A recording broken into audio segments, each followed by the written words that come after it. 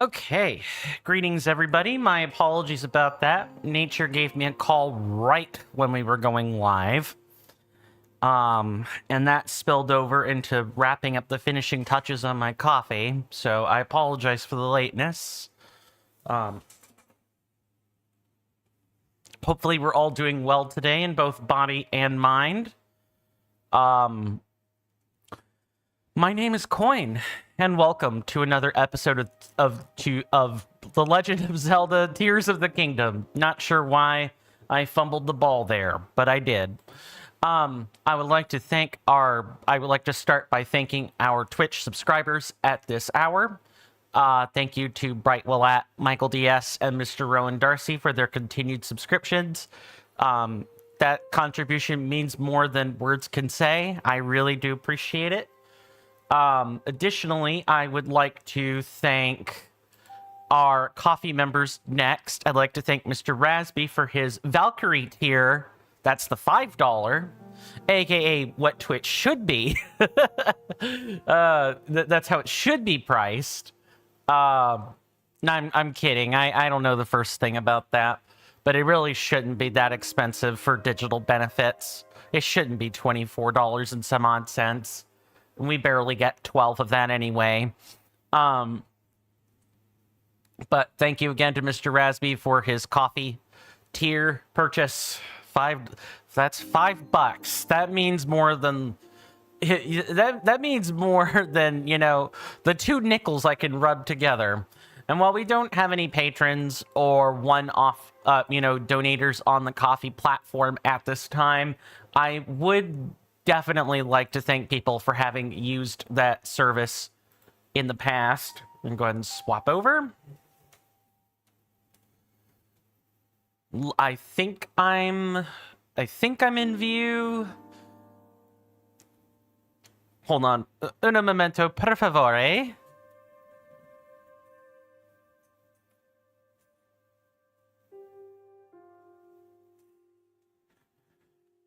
There we go. I should be lit up a bit better now. AC is working and everything, so I should make sure the lighting is good.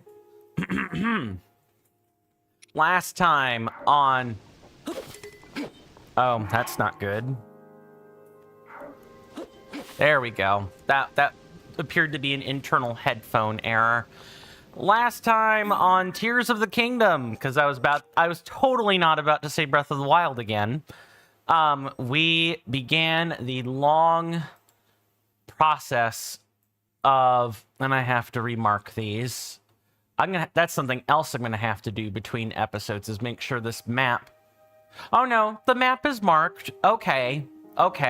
Good. I was a bit worried about that. Yeah, last time we started the long process of getting Koroks seeds. We went from 20 to 37. A bit slow. I hope to pick up that pace today, because I'm definitely going to be zoned in, trying to grab them. But we did also discover more things, cave systems that are underneath wells. We discovered a lot of materials that are in the subtle spaces of the underground that are not the depths. We also discovered, the Gloom Hands. Them red-colored jazz hands that lead to Phantom Ganon. The stuff of actual legitimate nightmares. We also discovered... Addison helping out the new Hudson company hold up signs, like all of that fun stuff. All that fun stuff. Today, we're going to be continuing more of the same. As soon as I can figure out why the heck the map ain't working like I think it is. I don't need to copy the coordinates. Let's go to the depths, and then let's go back to the surface. There we go. Just had to reset the map, kind of.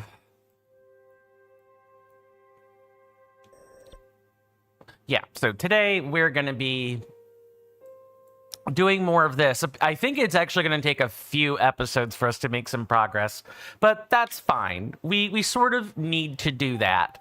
I personally think we need to do this. We need to stay on top of these Koroks because there are 1,000 of them. I was explaining this to Mr. Monkey Funk 4D yesterday. That nice. This guy totally. It's like a thin piece of wood. Okay, I guess we can start doing this while we're right here. Now, this is Mr. Addison. We met him as well yesterday. He's holding up more signs. Oh, it's you. Thanks for your help. What was that noise? Thanks for your help earlier. I'm putting President Hudson here too, but I can't stand here forever. I've got so many more signs to spread around. I don't know what to do. I really should redouble my support. Don't worry. We totally will. Yes, I know. You're spooked, Mr. Addison. It's fine. All I'm asking is for you to basically let the sign kind of go. Just like this. I think if I don't put something up to prop that, bad things are going to happen. So let's do this. Sit it around at an angle and prop it up. Just like that. Maybe add an extra little bit of support. That could probably take place in the form of this wheel.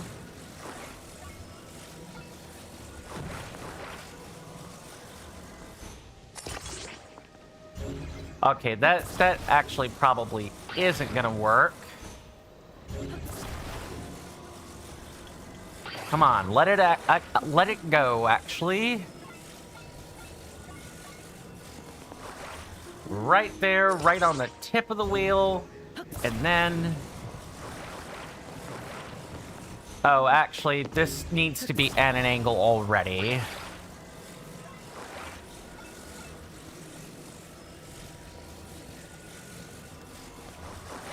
Just gotta pick the right point.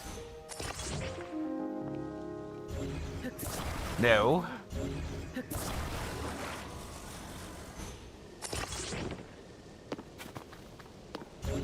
It's like... It's so close, but I don't think a wheel is gonna work here. I just need to get a flat beam, or like some sort of flat plank. I think that's like the only thing that actually works here.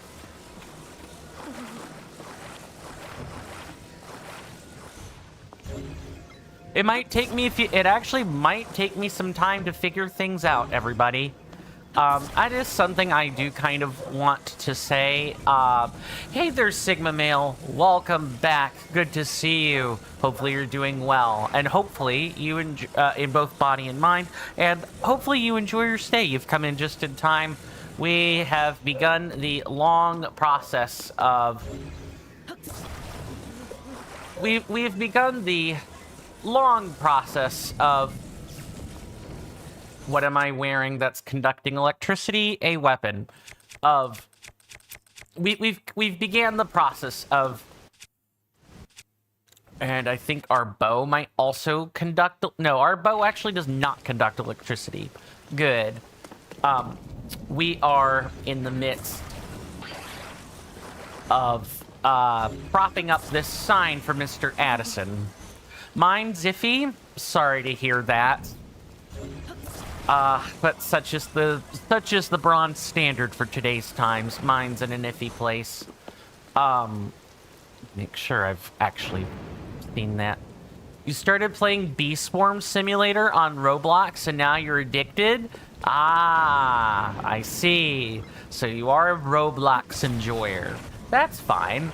I trust things have been safe on Roblox, because I know there's been a lot of talk about Roblox kind of being a dangerous place right now. I don't want to attach anything. Just want to drop it. Thank you, game. And then we just move that.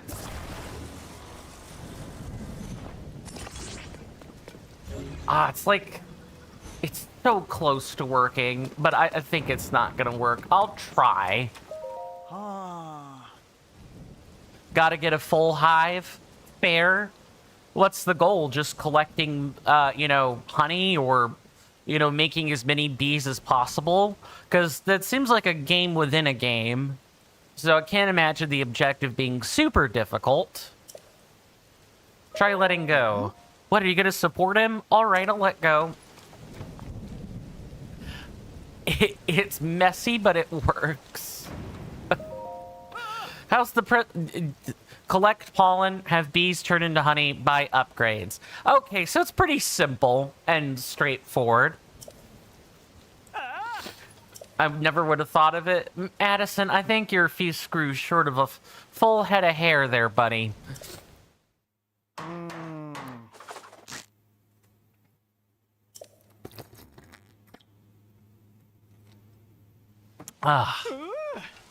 Good cup of coffee. What, that's just the beginning? So there's more. So this is actually a fully embedded game in a sub-game, huh? Or, yeah, fully embedded sub-game within a game. Okay, I said that correctly now. That's really cool. That sort of reminds me of, the Ni no Kuni mini franchise, because there's 1 and 2. The Level 5, which is the company that is known for making Ni no Kuni, they were also responsible for Dark Cloud, as well as Dark Chronicle, or Dark Cloud 2 if you're here in the US. There are all kinds of sub-games in their game. Dark Cloud had the fishing minigame, quote, unquote. Dark Chronicle had the fishing minigame, the Sfida, aka the golf minigame, as well as a few other subtasks. Chock to the brim full of extra stuff to do. That's pretty nice of Roblox to give people things to do. Take this with your thanks. Yes, I'm pretty sure if I collect another 20 rupees, I am going to, in fact, be able to buy all of the gear. Sleepover ticket. A lodging voucher for a regular stable bed. A reward for collecting pony points. Spend it at a stable to get some rest and recover from the fatigue of travel. It was some guy named Onette. Probably an Earthbound reference. So it's not Roblox. You're saying, let me make sure I've parsed this correctly. You said, I started playing Bee Swarm Sim on Roblox, and now you're addicted. So, Bee Swarm Sim is just its own game. That's what you're saying, right? I want to make sure I've interpreted the things you've said or typed correctly. Sleepover tickets, eh? What are the, is the deal with the stables gonna get worse or something? No, it's on Roblox, but Roblox didn't make it. Okay, so this is more like a mod. Someone modded something together and modded something together using the Roblox game engine and put it on Roblox. The important thing is not so much that I understand it. I think I understand enough of it now that you've made that correction. The bigger point is that you enjoy it. Me understanding it just helps clarify what it is for both myself, because I don't play Roblox, as well as the audience at large, who may not know what Roblox is. Because me and a handful of other millennials have not played Roblox. That tends to be a young person thing. Nothing wrong with that. I have nothing against Roblox, just... would you, Bokoblin, like to, maybe not get involved with lightning strikes? Hold on, I'm gonna wait. Nice. Hey there, Starnum. Welcome on in. Good to see you. Hopefully you're doing well. Hopefully you enjoy your stay. You're here for a short time. Have to eat soon. Okay, Starnum. Do what you gotta do. Definitely do what you gotta do. And I'll see you when I can see you.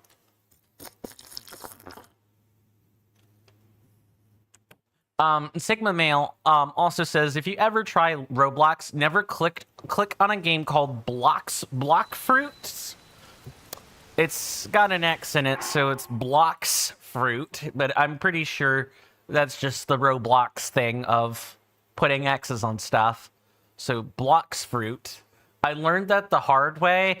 There were malicious advertisements and malware, you know, bundled in with what you were trying to click on.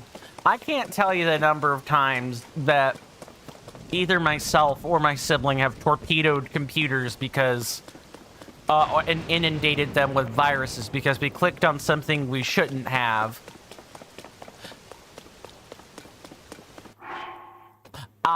So that's what you meant. Sigma Mail says, no, just wasted your life playing it because it's addicting.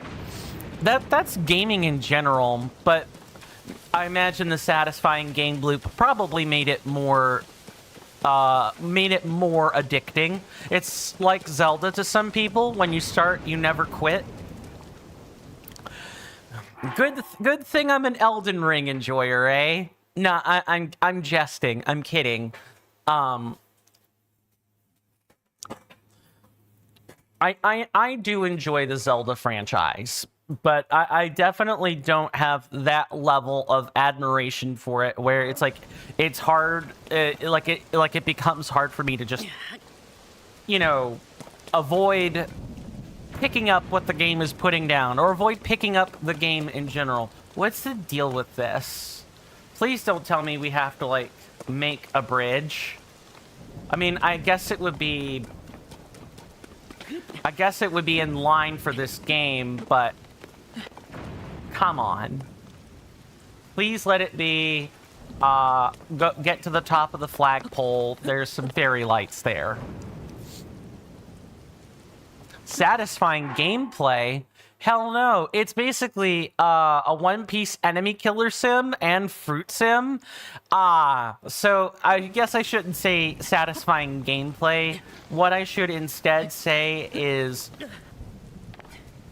there's gotta be waiting. I don't think I can get to the top of this, though. The repetitive gameplay loop is addictive rather than satisfying. Usually when people say... you know, it's addictive, it's usually because it's satisfying on some level, right? So, like, for me, that was Realm Grinder. That was like an idle game. I would play that sometimes. I had a phase where I was addicted to it. Or, like, deeply satisfied by watching big number go up. But I suppose that's not the same. But do you know what is fun? What's that, Sigma Mail? I kind of have to just... There's no way I'm ascending through this. Absolutely not. I'll try. It's not for a lack of effort. I don't think that's happening.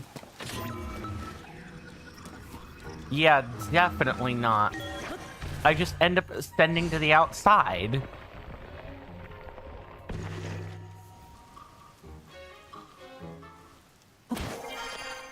Yeah, I think I just kind of have to wait. I'm pretty sure... Oh, actually, that's not what that appears to be. No, I don't want to checkmark that. Okay, that's telling me where it is again, not where it's gonna be. Okay, let's find this out. If you guys want to follow along... for finding these Korok seeds, because I'm using a map for this.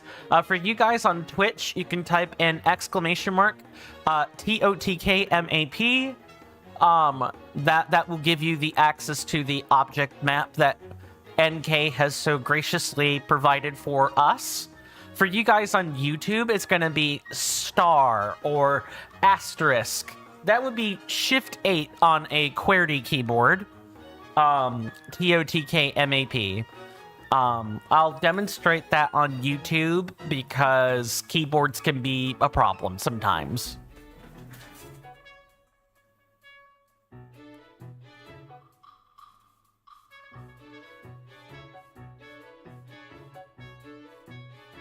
There'll also be timers. There are also going to be messages that pop off every so often that put the commands, you know, on display for everyone to see.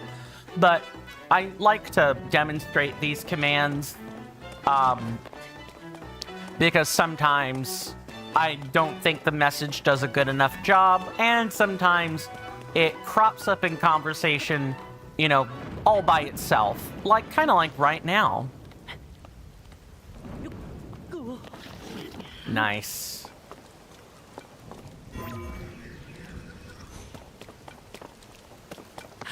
Like I need an anti-stick or something.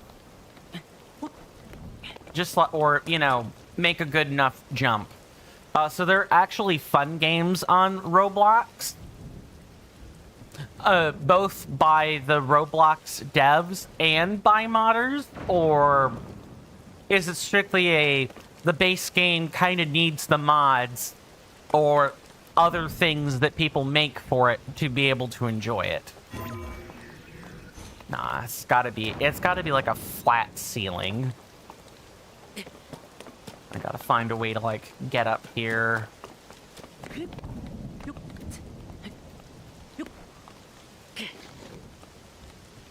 Okay, drop down, Link. Oh my goodness. Yeah, climbing in rain is a problem again. That's cool. Roblox is online, so since there's millions of players, anyone can make a game, not just mods or devs. Sorry, I should say by mods, I don't mean moderators, or like AKA server admins. I mean, I guess in parlance the words kind of get mixed up. I mean people who spend their spare time making things for the game. So like Skyrim has modders that make things for Skyrim and they upload it to like Nexus mods or something. I mean those sorts of people. Not like server mods or administrators. I should probably make sure I'm using really clean language on this and not use jargon. So I'll say admin when I want to refer to people in charge versus mod, like actual people who mod the game. Like, don't give those people a title, just say what they do. Yeah, so a guy made, you're pretty sure, something called Super Blocky 64. Is that a take on Super Mario 64?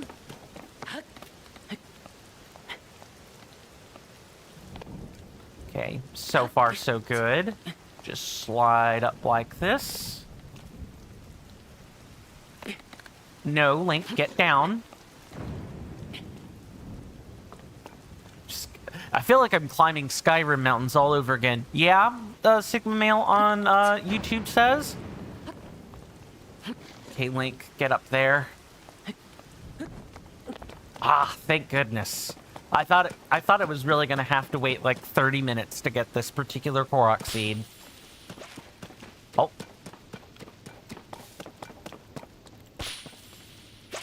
I guess that's cool. When I hear Roblox, you know, kind of being able to make stuff like that, or like be able to support things like that, I sort of think it's like Minecraft or Terraria in the sense that, even though, where's this? Link, I need you to not do this, buddy.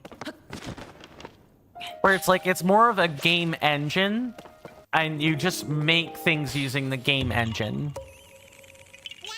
How could you forget? Untitled Tag Game is great? What's that?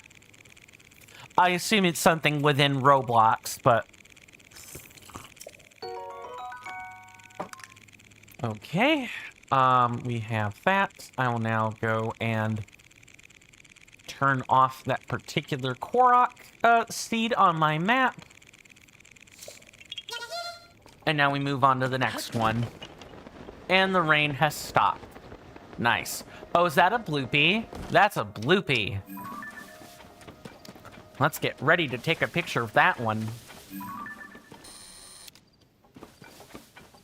It's just nestled in the grass where I can hardly see it.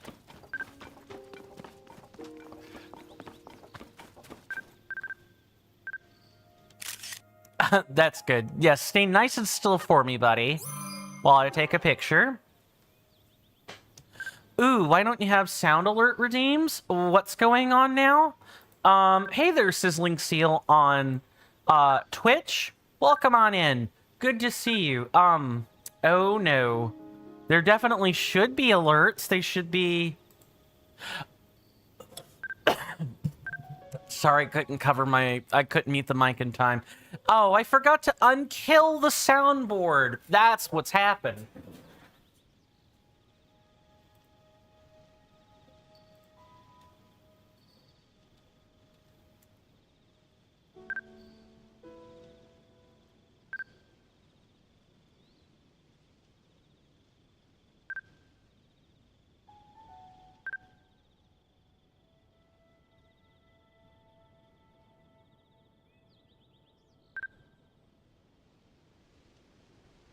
Good thing you checked. Yes, sir, Mr. Sizzling Seal. Good to see you, good sir. I trust you're doing well in both body and mind, and I hope you enjoy your stay. I must have pressed 0 on my number pad. That's the funny thing about shortcuts now that we have them, now that I actually have access to them. No matter whether all of my shortcuts are through Firebot now, but even if these were through OBS, I would still I'm now basically unable to press the number pad to type those specific keys. So if I accidentally press it trying to type with that 0, then the overlay or like the soundboard commands get turned off. Like I usually leave Firebot running. That's why that happens. But yeah, the soundboard redeems should be back. For those of you on Twitch, because that is a Twitch exclusive thing for the most part. Feel free to look at the channel point redemptions in the and I'm pretty sure it worked. Let me know if it works properly. I sure hope that's the case. It's back. Good. Thank you. You've come in just in time, Mr. Sizzling Seal. We are in the midst of collecting Korok seeds and doing the tedious overworld activities that you're very familiar with Breath of the Wild. Tears of the Kingdom has more of that. But how are things in your little slice of terra firma, if you don't mind my asking? Sigma Mail says, yes, it is. Some people make it, and it's basically a tag in Roblox. It's basically tag in Roblox, but with unique modes. Oh, so like, capture the flag or stuff like that. That makes sense. All good, nothing to complain about? That's good, Mr. Sizzling Seal. That is awesome. As a bit of a bookkeeping update, I have begun work on trying to make a subscriber badge, because people have mentioned that they would like to see a subscriber badge on the channel. Let me tell you how limiting 25 kilobytes is for a subscriber badge. Okay, what's seen me?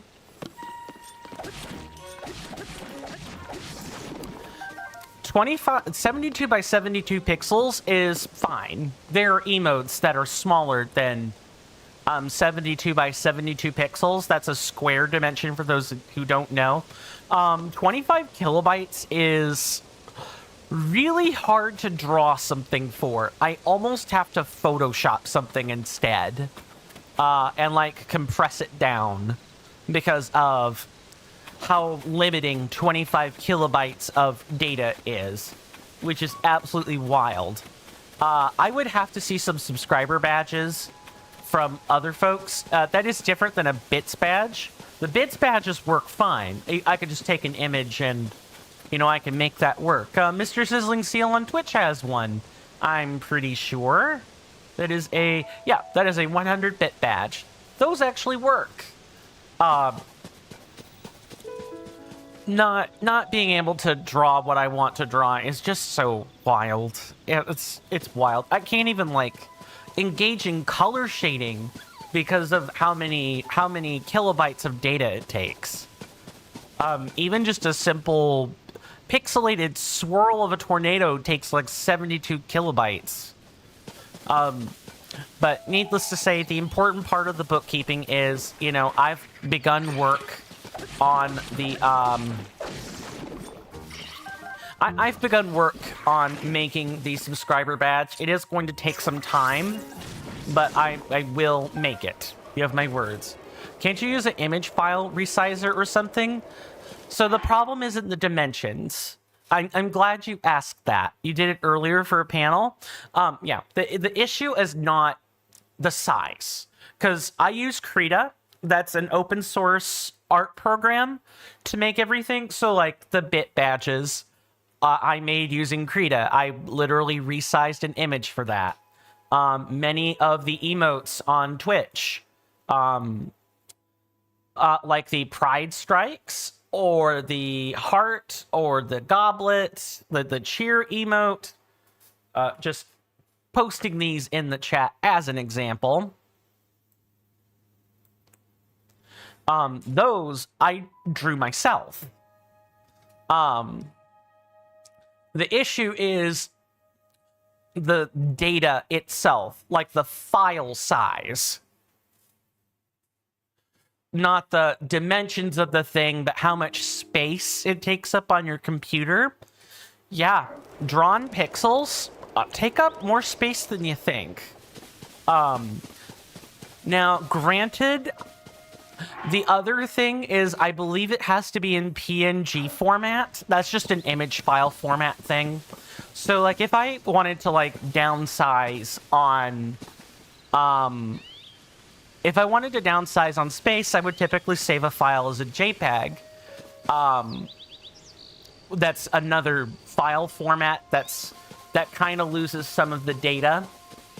That, you know, typically tends to get stored with the file. Oh, okay. That is what you're talking about. Sorry for misinterpreting your sentence then. It was 6 megabytes and you turned it into 964 kilobytes? I might be able to do something like that. I still have to keep the file size small in the first place, but yeah. It's okay. I don't know what to call it. Yeah, I'm not a computer savvy person. I like know some software and some hardware jargon, and some basic coding terms, and that's really about it. Okay, next balloon. Where is that? I guarantee you it's hidden in the trees. I need to find it. Aha! Okay, next one. Have we suddenly turned this into an archery game, or did I just not see them all? I don't think I saw them all.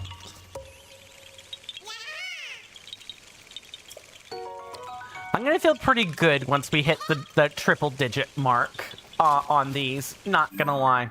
Okay, let me mark some stuff. As well as mark this on the map. How's lifing? Like real life? Real life is fine. I mean, I had an egg sandwich this morning, aka in like 6 minutes before the stream went up. A lot of other real life things are not things I necessarily want to talk about, mainly because I want to make sure I've marked this correctly. I'm pretty sure it's like down here somewhere. We might as well get it. It's like right on the border. And then Mount Daphne's is like over here. Yum, egg sandwich? Yep, it's a fried egg sandwich. My dad actually made it for me, which was really nice of him to do. It was a simple 2-egg fried egg sandwich, and I put a little bit of coarse mustard on it. It's not Dijon mustard. Dijon mustard has like a different sort of flavor profile altogether. This was just mustard with chunky bits. It was pretty good, all things considered. A lot of the other real life stuff, though, is... well, the most I'll say is that it's like the byproduct of being a U.S. citizen in these really dire times, like especially if you didn't vote for what's going on. We're kind of just...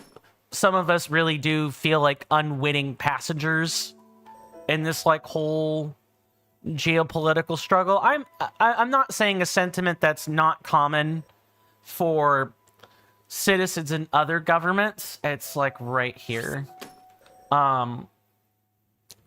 Just, it's hard to feel good about things right now. Like, the depression and the dark times are real. And they're scary. That's all. That's most of the real life. I do have a client job coming up next month on July 4th weekend. So that would be Independence Day for us here in the U.S. / the 4th of July. I've got clients that have hired me out to watch their house while they go off and have fun or, you know, do business things. So I'll be making a little bit of money, which will be nice. That money has to go right into a shirt order for the veteran support group I'm part of, but that's a me problem. That's not an anyone else problem. What other real life things? I suppose... nah, that's a bit of oversharing. Yeah, I was gonna say something, but... Ooh, nice. Do they pay good? Well, for those who don't know, if it's okay to ask, of course, no, that is not a problem at all. The thing I would be concerned about is revealing client information, not rate of pay. That's like a thing that's established by us in the housekeeping business. I essentially keep houses for a living. I clean them, I watch them, I typically also watch pets. That's kind of bundled into the whole deal. This is for people who don't know what I'm talking about.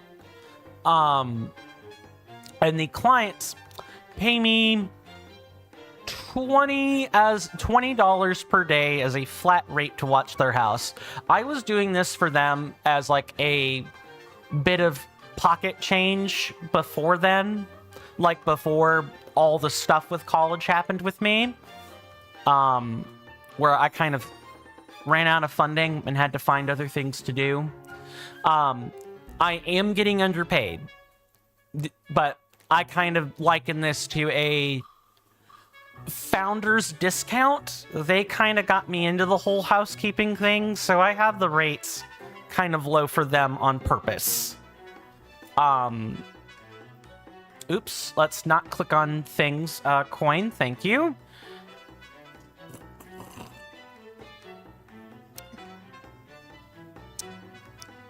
They're nice people.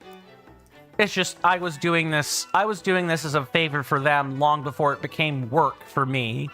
That's all. And I, of course, if I don't work the full day, like they come back sometime in the middle of the afternoon, or I don't start until later on in the day for whatever reason, then it's half. I get half. It's pocket money, but it is money. And being broke, I kind of have to take what I can get.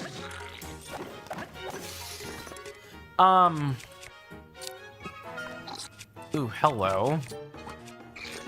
Oh.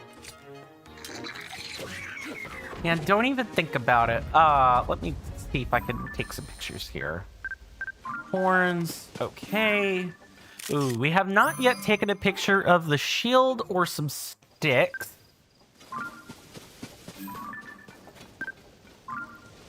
All right, I've gotten the sticks. Do you have some kind of portfolio or eBay or Craigslist?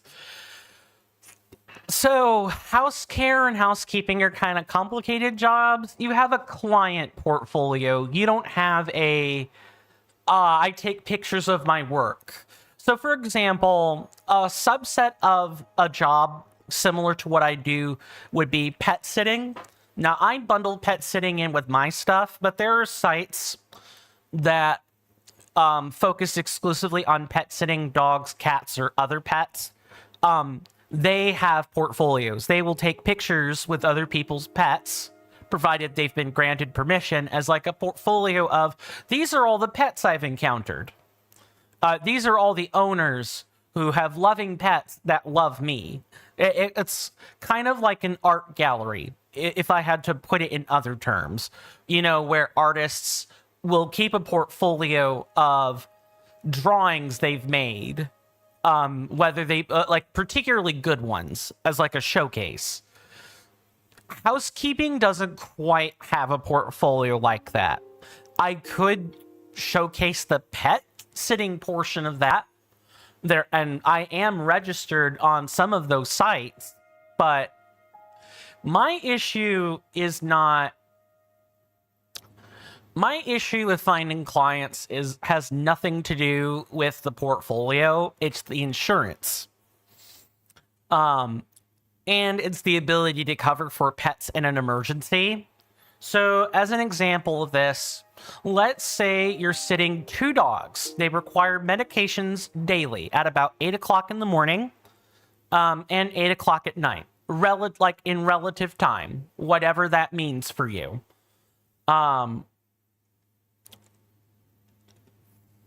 And let's say there's a complication with them taking their meds. One of the 2 dogs has a complication with taking the meds. As a pet sitter, you would be responsible for it. It kind of depends on how the contracts or deal is made. But in most cases, the pet sitter would need to be able to drive said pet to the vet, pay for the vet visit, which can be anywhere between $150 and $400, depending on is a surgery involved?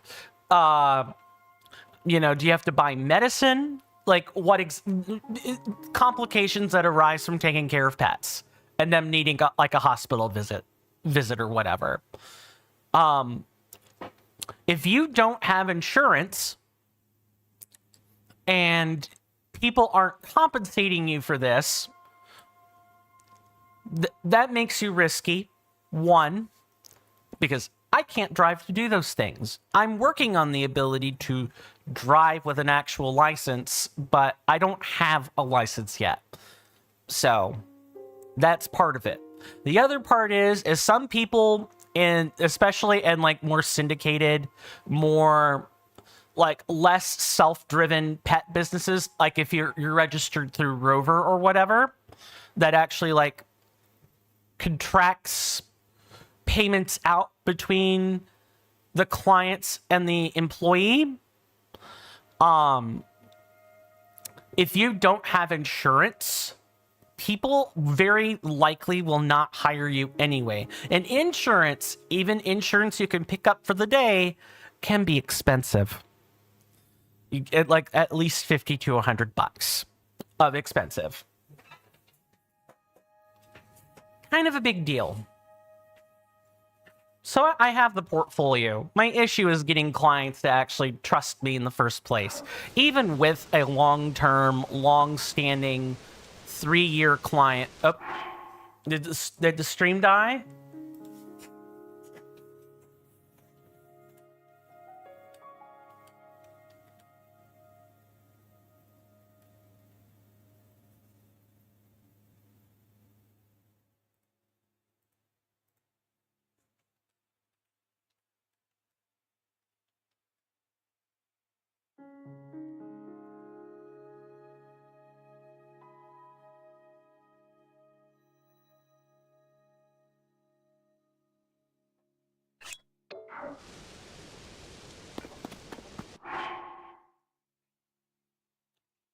stream looks to be alive.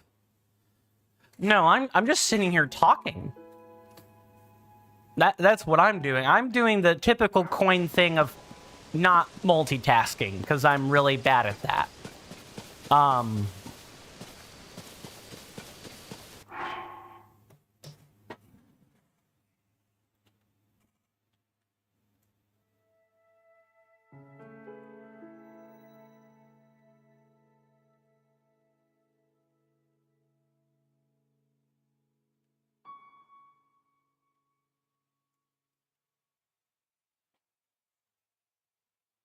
Or anyone else for that matter. If you find you're having stream issues, please consider, please consider, resetting or refreshing the stream on your browser. That would definitely go a long way towards helping anyone out, towards helping out cases where people need to reset stuff. Because I promise the stream isn't dead. I am, in fact, streaming to Twitch and to YouTube at the exact same time.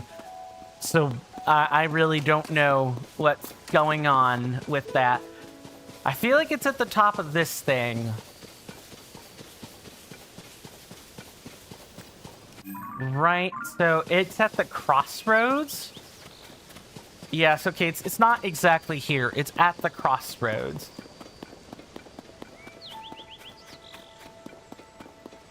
No. Yep. Don't even think about it. I'm just kind of leaving the strongholds alone. Yeah, long story short, you know, I'm just kind of down on my luck. Like, that's like the lifing that was expressed earlier. Okay. What's the deal with this one then?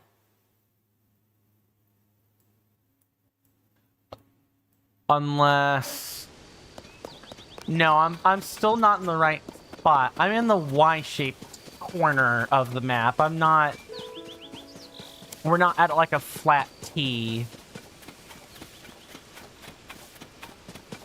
So this ought to actually be somewhere over here. Yeah, I'm gonna have to get into an encounter with enemies at some point. Can't just, like, hide from them. I don't know, it's weird. In Breath of the Wild, I feel a little bit more willing to engage in enemy combats. In Tears of the Kingdom, where you have to make your weapons all the time, I kind of feel like I want to save these resources early on, more than anything. Okay, so what do we have here, then? You hear that off in the distance, my senators and inductees? That is an ad storm. In about 5 minutes, it'll blow over us, and then we can get right back to the gaming. Thanks. Well, everybody, that is the notice for me to do the shilling. Let me go ahead and mark this particular Koroks seed. I want to thank everyone so much for coming in today. My apologies for the early portion of the stream. I spent a long time talking. You guys know me. I'm a huge chatterbox. It's both a strength and a weakness of mine on platforms like these. It really can be. But, you know, if you do like the chattering, and you do like the gameplay mixed with 20 minutes of chattering, you know, definitely consider checking out the... definitely consider subscribing on YouTube or following on Twitch. Those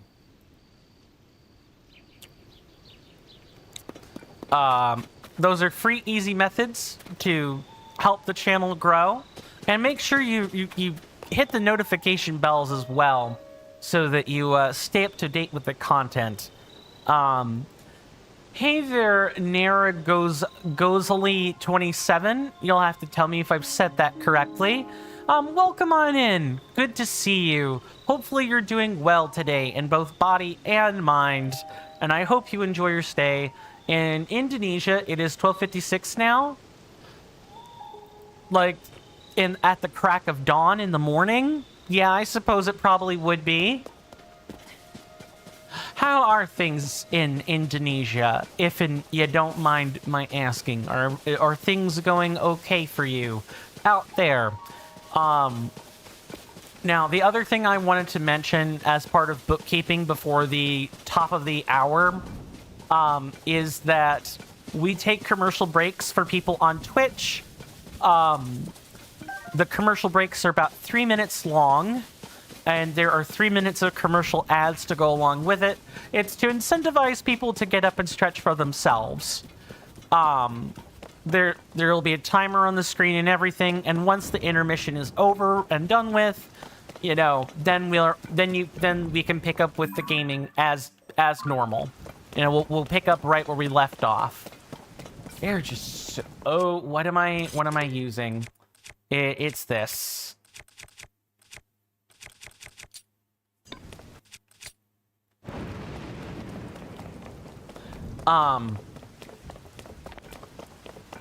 But you guys have been awesome. Thank you so much for, you know, visiting with me today.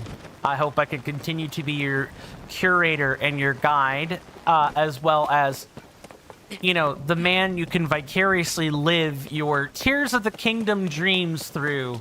Because there are definitely some people who really are unable to play video games. And so having the ability to... There's a pattern here. Oh, I'm not quite in the right spot is what it is. You know, gaming's expensive. I don't blame people for not being able to keep up with it. I can't keep up with it.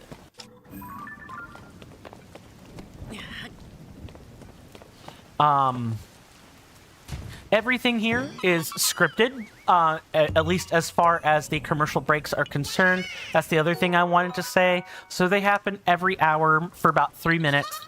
There's a timer. It's the only time I play ads ever, because, you know, I don't want to induce FOMO, fear of missing out. I kind of think that's bad design and not particularly good to engage in. You're back, Sizzling Seal. Welcome back, Mr. Sizzling Seal. Much appreciated. I've probably got about 60 seconds left before the commercial break. So our little reunion will be a bit short-lived, but I definitely hope to be able to be entertaining for the next 60 seconds anyway. Sad face. Speaking of which, see you guys after the commercial break.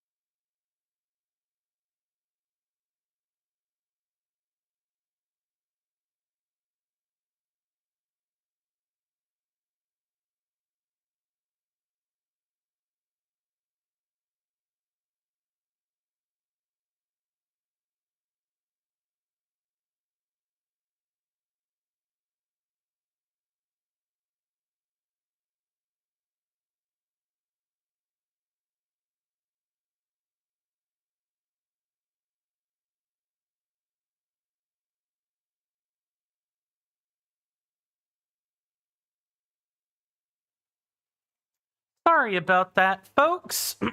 I am back. Hopefully everybody got something they wanted out of the commercial break, whether that be getting up, stretching, grabbing a snack, or what have you, or, you know, otherwise finding something else to do, like maybe a game or a book or something. Something along those lines. Nobody here likes ads, guaranteed. Or maybe the occasional funny one, but those are rare. Anyway, let's get back to what we were doing. Hey there, Mr. NK. Good to see you. Welcome back. Hopefully you're doing well, good sir, in both body and mind, and I hope you enjoy your stay. You've come in just in time. We are in the midst of doing more of the same, getting Koroks seeds, a lot of them. I need to mark these things off the map. It's nice that the map will even tell you where the rock is. I did not get this with Breath of the Wild until I started using the object map a little bit more religiously, I suppose is the way I'd say it. We are well on our way toward grabbing all of the Koroks seeds on the surface.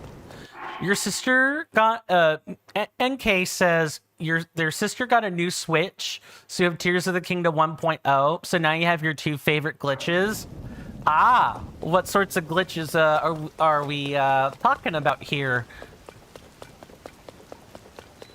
Ancient tree stump. Let's not go in there quite yet. Maybe I need to make a separate trip for the caves, because otherwise we could spend forever in cave systems. Okay, what's the deal with this? Nothing grabbable. Is there like an acorn hidden somewhere? Is that what we're dealing with here? Hold on. What is this one precisely? I'm sorry, what? Is that like a land somewhere thing? Yeah, so that would be like right here-ish, roughly.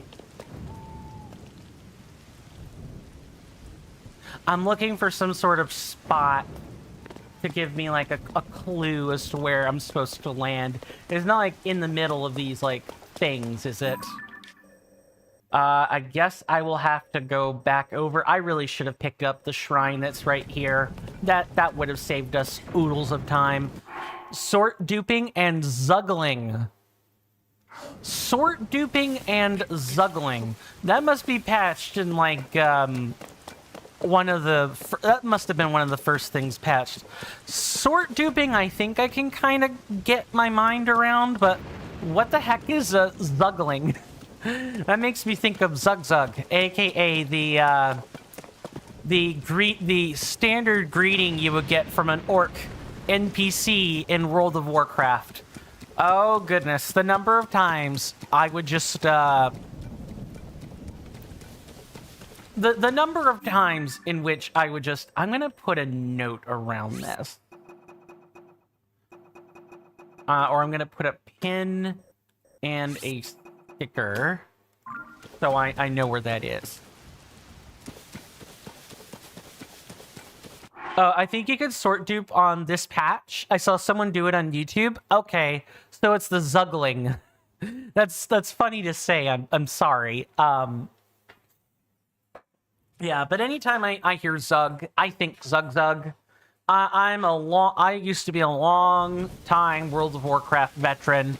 Zug Zug and more work were like some of the favorite things that I would sit there and literally click on NPCs to have them say. Of course, back then I was a much younger man, where my obsession with sounds was a bit more, how should I say, well known. Nara Gozali says, can I rate Zelda Tears of the Kingdom? Respectfully, I cannot rate it yet. I can say I enjoy what I play, but typically I like rate games toward the end of gameplay, not the beginning. I have not really gotten into my swing yet on this game. But I do like everything that I'm like getting engrossed in.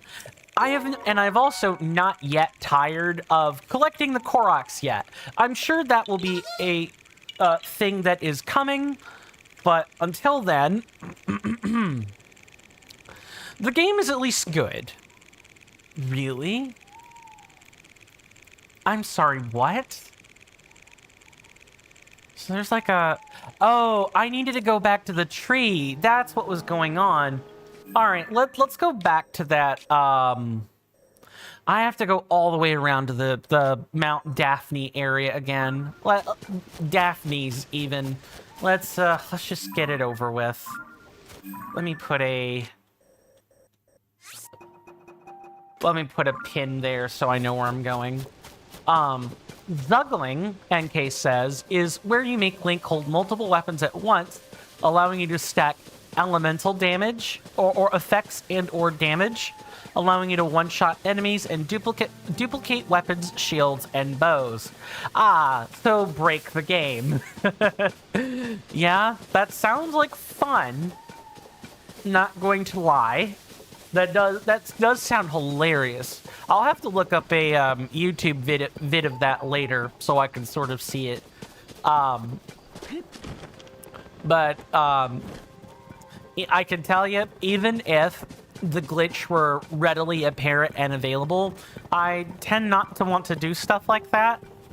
And this is not directed at you in specific. It's like a general thing. I am not a glitch hunter. I respect the glitch hunting process. I enjoy watching other people glitch hunt. But when it comes to my Let's Play projects, I try to keep glitches out of that sort of thing. Because glitching can make things messy. Some glitches are safe. Some glitches can corrupt your files. Oh, it's literally right there. How did I miss that one?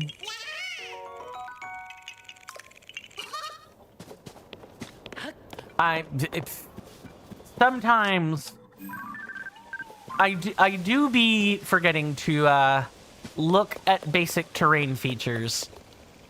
NK goes on to say sort duping is easy and you can do it anywhere. No doubt.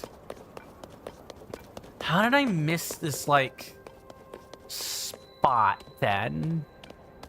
Because it's gotta be... Yeah, look, it's right here. I just... Link, get like, start climbing, buddy. I need you to not do that.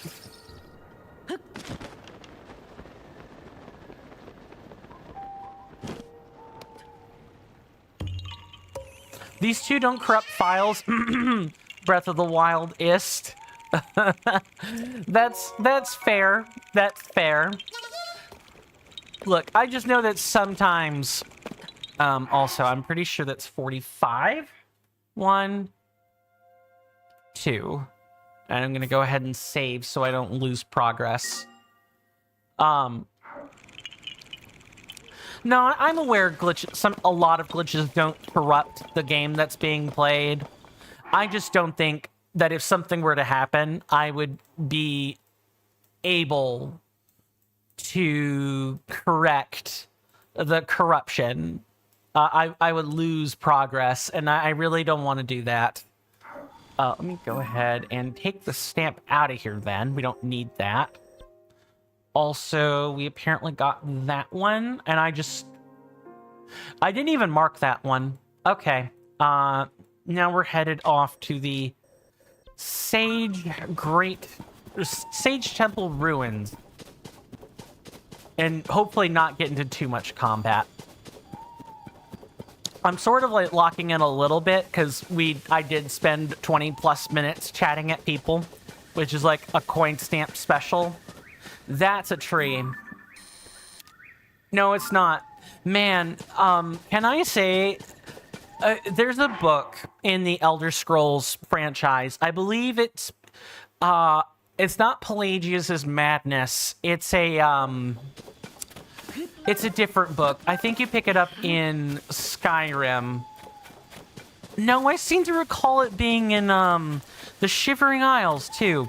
But essentially the book goes on to allude to one of the Daedric princes, Sheogorath, bumping into a mage. And the mage is well read on Sheogorath, typically. Sheogorath is the Daedric prince of madness, and of chaos. And, you know, Sheogorath gives him a test, you know. I'll give you something powerful, but in exchange for this, you know, you gotta survive, you know, my particular test. And my test, I don't know what that test is. You don't know what that test is either.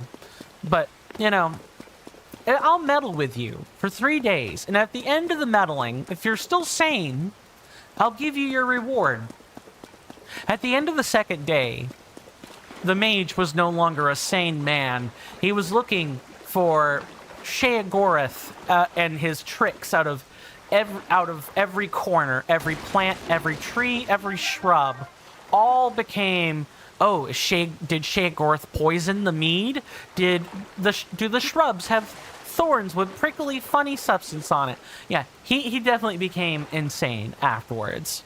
But my point is, and I go through that example to then say, Breath of the Wild, and Tears of the Kingdom especially with like the Evermeans or whatever, is going to make me go mad like that mage. I'm going to question everything before it's all said and done. It's like over here. Let me read comments and then we can keep moving. Let's see, nothing new on YouTube. NK says, to sort dupe, you shield surf in place, and then at the top of your jump, press and hold the item you want to dupe. No, press plus and hold the item you want to dupe. No, if you jump, no, press plus. Yeah, that would be the plus button. And hold the item you want to dupe. Once you're done with that, press B and Y at the exact same time. You should see items on the ground and the same amount in your inventory. Understood.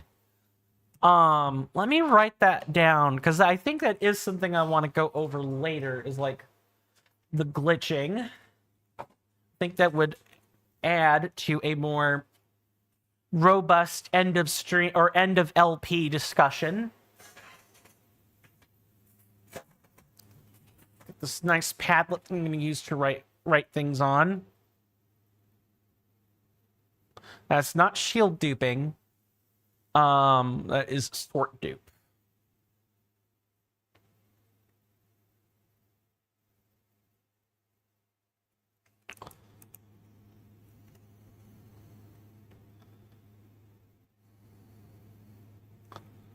Okay, I've written down a concept of that.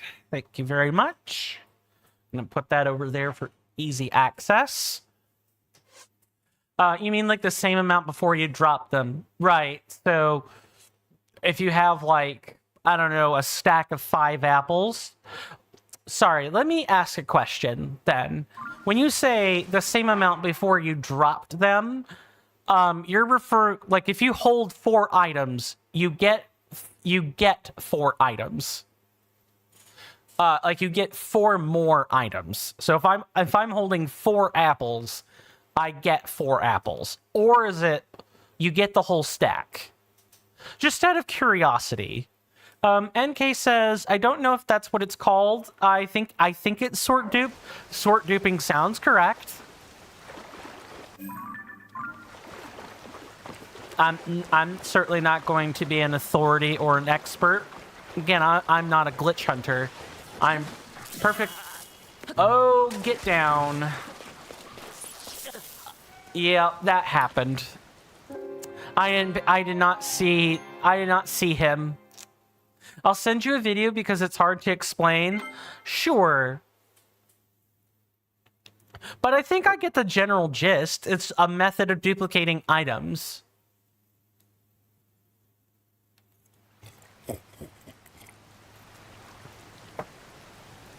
Okay, do we still have 45 seeds? We still have 45 seeds. Good. We just need to knock out the Lizalfos before continuing.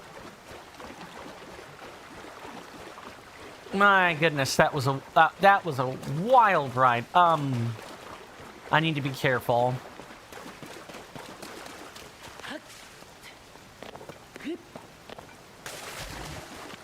No, you don't. No, get out of that. Really? Wow, contact with the wet surface and I walked right into that. I have no one to blame but myself, though, in all honesty. No, don't even think about it. Wait. Just sit. Wow.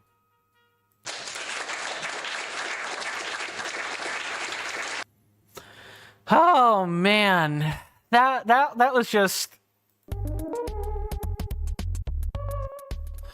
what? But then also followed by the slowest of claps. This Lizalfos just got tired of living. That's what it was. They got tired of living. What's this though? Shock fruit? So stupid. Yes, very much so. Naira Gozali, very much so. Laughably stupid, but oh so funny. When cooked correctly, this shockingly tasty fruit stimulates the consumer's muscles and grants increased attack power during thunderstorms. Thank you very much for the follow. We keep follows anonymous here on Twitch. But I do appreciate the follow. Here's hoping you have a wonderful time here. You enjoy your stay and you're doing well this fine day. A highly flexible, stretchable tail. Oh, I didn't take a picture of the Lizalfos. Wasn't there one earlier I took a picture of? I could have swore it took one earlier. Oh, well. A highly flexible, stretchable tail. Fuse it with a weapon to add a lashing whip-like quality to attacks. If I get a few more tails, I'll, like, play around with that. Whip-like quality. Does that mean that you're, like, the tail becomes a handle? That's weird. Okay, but then I know where our particular Korok seed is. It's like over here. We need to like grip and hold things.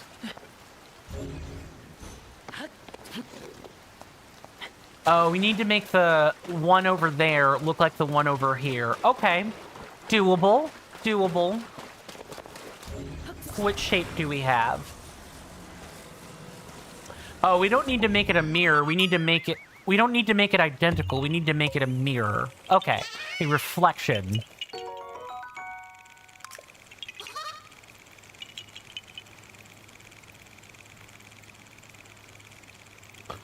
Okay. So far, so good. That's 46. We're making good progress today. We are making good progress. Now, I did see a shrine kind of over here, which I'm going to put a stamp for. And then we're going to mark some more spots. If with any luck, we can make it to 60 today.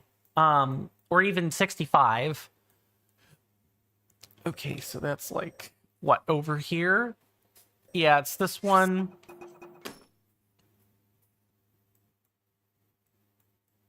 And over here. That looks like the entrance to a fortress. And over here at the corner. We're slowly closing in all the Korok seeds around the... Korok? What am I, goofy? Gorsh. Sorry. I definitely did not mean to traumatize anyone with that. I do bad voice impressions. And sometimes I do a good one. I can go ahead and go over here. I can see the stone pattern. No, that's actually not where the Koroks seed is. It's like right here. Okay, we got 6 of these bad boys. But first things first, the first thing we need to do is go grab that shrine for easier traveling. We don't have a horse yet. There are lots of things we don't have. So being able to, ride around quickly might actually do us some good here. I'm sorry, what? Sending to Discord? Okay. Cool. Thank you very much, Mr. NK. I'll take a look at that later. If I try to look at that on stream, the stream is going to start, having terrible bitrate. I do not want that for any of us. But I will definitely take a look at that later. Promise. I need to if I'm going to add it to the end of stream discussion. Or not end of stream, end of LP discussion. Because that I did not go over or include any glitches. And I think that would be a good thing to do for really going into the depths of Tears of the Kingdom. I'm slowly starting to I'm slowly starting to appreciate just how much effort Chugga Conroy has to put into his Let's Plays. Like, I already had a high amount of appreciation as is, but the man covers so many different things when it comes to the games that he covers. It's not funny. It's not just the cutting room floor. He does cover glitches from time to time. Not a whole bunch of glitches. He's not a glitch hunter, but he does cover them. How off was my marking and all that? Can't place any more pins. I'm not looking to place a pin, but good to know. But it's like the whole package. I'm learning to appreciate more of the whole package that Chugga Conroy, puts together for Xenoblade Chronicles, or even games like Splatoon, or, Pokemon, like, stuff like that. I'm heavily inspired by Chugga Conroy's work. My mark was not far off at all. That's cool. I thought for sure it would have been, like, more than a centimeter off. Go ahead and go on in.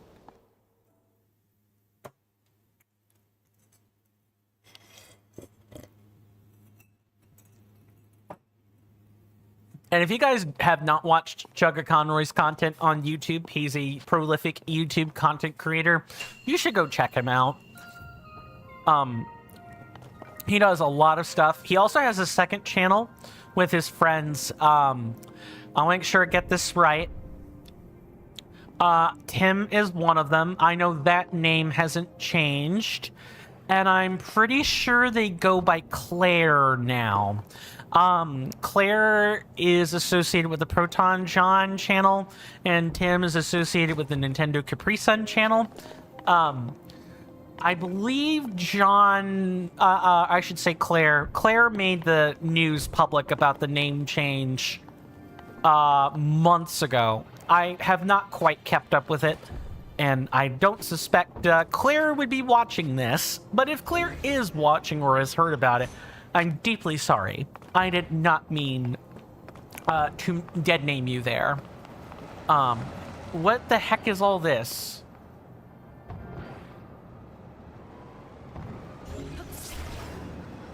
Okay. This is like a... What is this? A spinning device?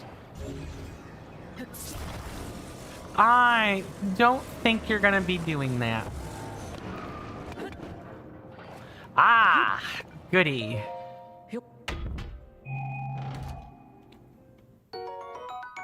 We probably want one of these. Nope, go over there.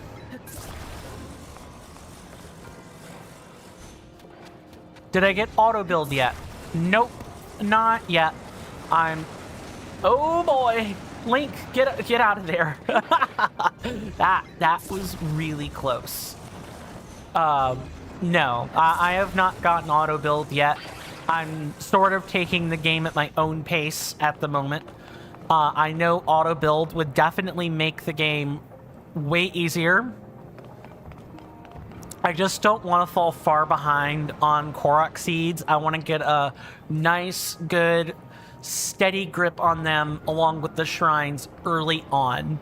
I want there to be as little of a post-game cleanup as I can manage. To kind of like explain my rationale for why I'm doing things the way I'm doing them. Did we get all the chests? That was a silly easy chest. Okay.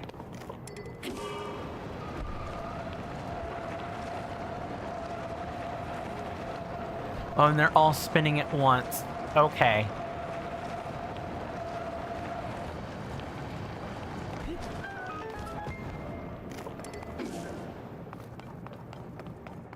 Okay. Do we need to keep this spinning?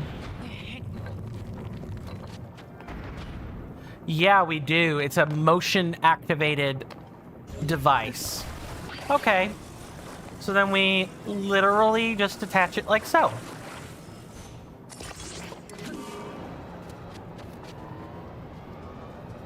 No. Oh, no. Okay.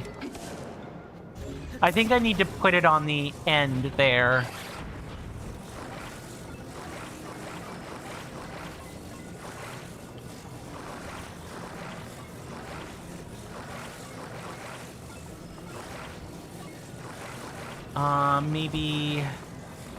Maybe like this. Yeah, exactly like that. All right, what next? What other little nifty test are we getting? What?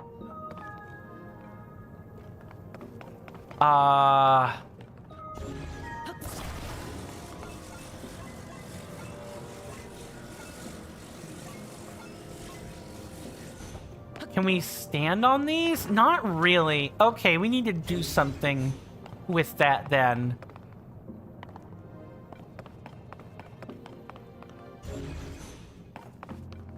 Like, we need some sort of handle or something.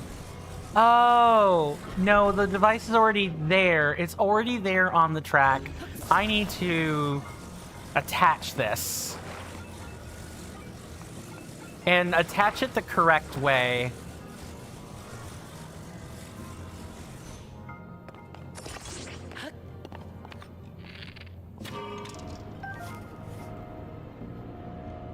Nope, that's not right. Nice. We have another one.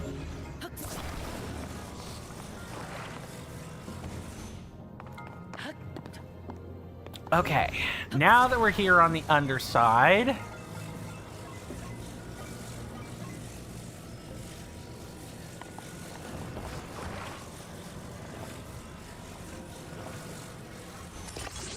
is it like this then? Oh, I'm an idiot. I'm a complete moron. I need to turn this over. The flat part needs to sit on the track.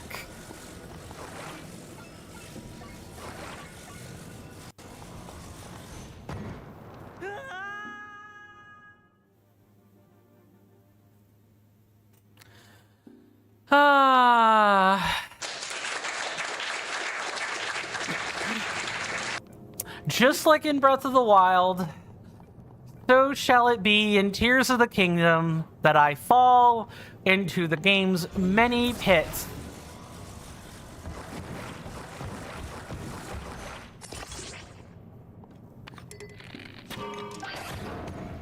No, that's not how it works. Okay, what am I getting wrong here? Do I need to, like... Because I don't need to push... Like, it has to be on the track. That's how it works. Do I need to put it at the beginning?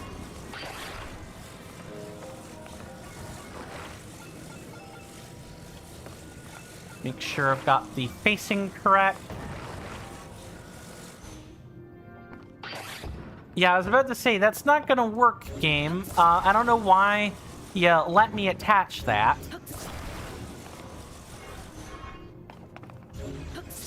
I wonder if it has to go on top of the track, like this. For the record, I really appreciate folks not spoiling, just kind of letting me figure things out. I really do appreciate that. Okay, it just took me a long time to get that correct. But yes, I do appreciate people not spoiling.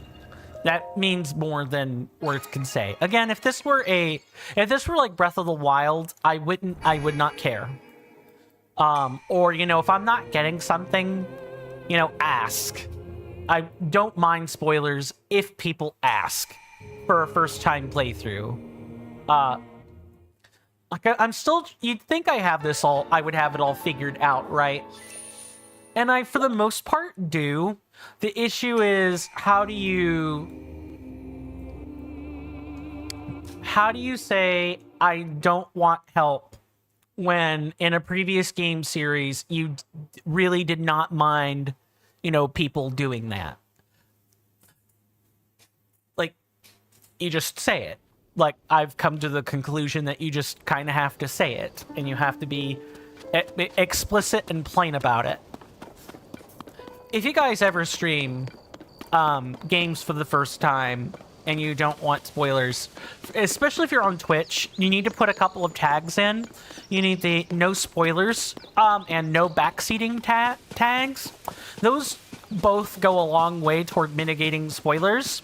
You do also need to have like a cycling message appear every so often of, hey, you know, thanks for being in chat, but please don't spoil things, you know, ask.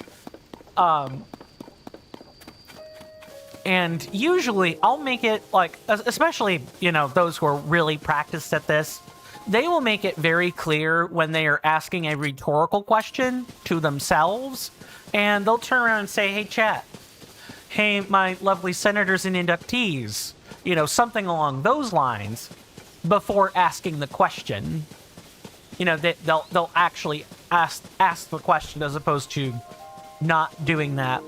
Now, I personally am not perfect at separating those two things sometimes, but it is something that I think is important to teach for people who are getting into the streaming space, like this year, or maybe they've been doing this since last year, and they've kind of been wondering, oh, how do I handle a first-time experience? Especially if there are, like, consistent spoilers. Or you're worried about consistent spoilers. You kind of have to say it like that. I will clarify that as far as the... there is a difference between no spoilers and no backseating. No spoilers means don't mention what might be coming up ahead. Don't, you know, solve the solution. Don't solve the problem. You know, that's different than backseating, because you're just stating what the outcome is. No backseating would mean, oh, you know, don't guide me toward the solution to a puzzle. Let me enjoy the process of... Oh, I actually don't even have that tag here. Okay. I might have to add the no spoilers back tag, the tag for, I tried to combine spoilers and backseating, and that's what happened there. Because I want us to experience this game together, and everything it has to offer. Backseating, whole different thing. I personally don't mind it as long as people aren't curmudgeoning me with the backseating. They're not going right out of the gate and saying, hey, you need to do this thing. You know, they're actually giving me the time of day to figure it out myself first. And then, you know, I'll turn to my lovely audience and I will ask, do any of you guys have an idea on how you would go about doing this particular, like solving this particular puzzle or doing this particular thing? And then that's when, you know, the backseating is I don't have a problem with it. I've asked for it, or people have sat there and watched me struggle for 15, 20 minutes, and are like, okay, buddy, I can see that you need help. Let's I'm gonna give you a small nudge toward the correct answer. That's fine. I have zero problems with this. And thank you for the soundboard redemption, Mr. NK. Much appreciated. For you guys on Twitch, I'm pretty sure I need to mark that. For you guys on Twitch, for those of you that are new to Twitch or new to like channel rewards, if you look at the bottom left of your chat panel, where you would type in your messages and stuff, there should be a little icon. One is a kite shape and another, or a rhombus shaped icon, and the other will be a letter. Sometimes it's a letter, sometimes it's a symbol, sometimes it's a circle. If no one's bothered to change the default icon, channel points will be a circle by default. Those are where your rewards and power-ups are. You spend bits for power-ups, you spend channel points for rewards. I've color-coded mine. Anything in black are the default Twitch rewards. Anything in pink... What did I just... Oh, I grabbed the truffle, and I didn't bother taking a picture or anything. This rare mushroom has a rich scent. It'll restore all your hearts and temporarily increase your maximum hearts when used in cooking. Yay for hearty truffles. Too bad the durian is gone. Anyway, getting back to the channel point rewards. Anything in pink is a soundboard bite. That's all it's there for. You pay the 50 channel points, you get the soundboard. You know, dopamine rush and everything. The funny haha laugh button. Anything in purple is... you have to do something, like I'm either doing something or in like the ask me anything redemption, you know, you're typing something in to go along with that reward. Some of them do have chat prompts that you need to type in before the reward can be redeemed. I have stuff ranging from ask me any kind of question to, you know, making me take off my glasses for 5 minutes. Or, oh,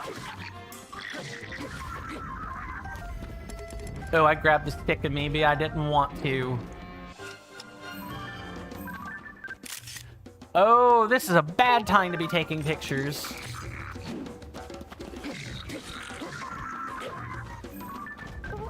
Yeah, don't even try it. I believe we're in a stronghold now. What the heck are you? Is that rock armor?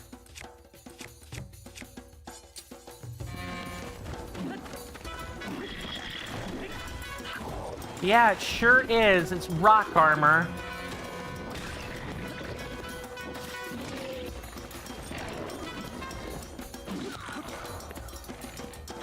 I need to be extra careful here. Run. Okay, we've gotten rid of the ne'er-do-well over there. Run. Where's the extra bow shot coming from? Sorry, I'm definitely running around like a chicken with my head cut off, but...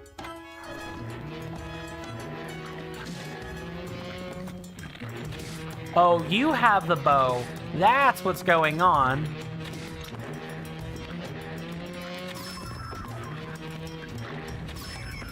Okay, I've gotten rid of the big bozo, the big bungus, or the little bunguses. Now I need to get rid of the big one.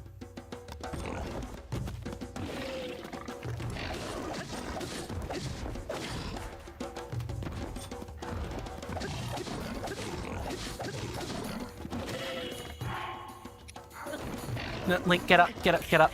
Link, get up really quick. Come on. Oh. I'm definitely need to cook some food. Like, that's definitely gotta happen. But it's more entertaining this way.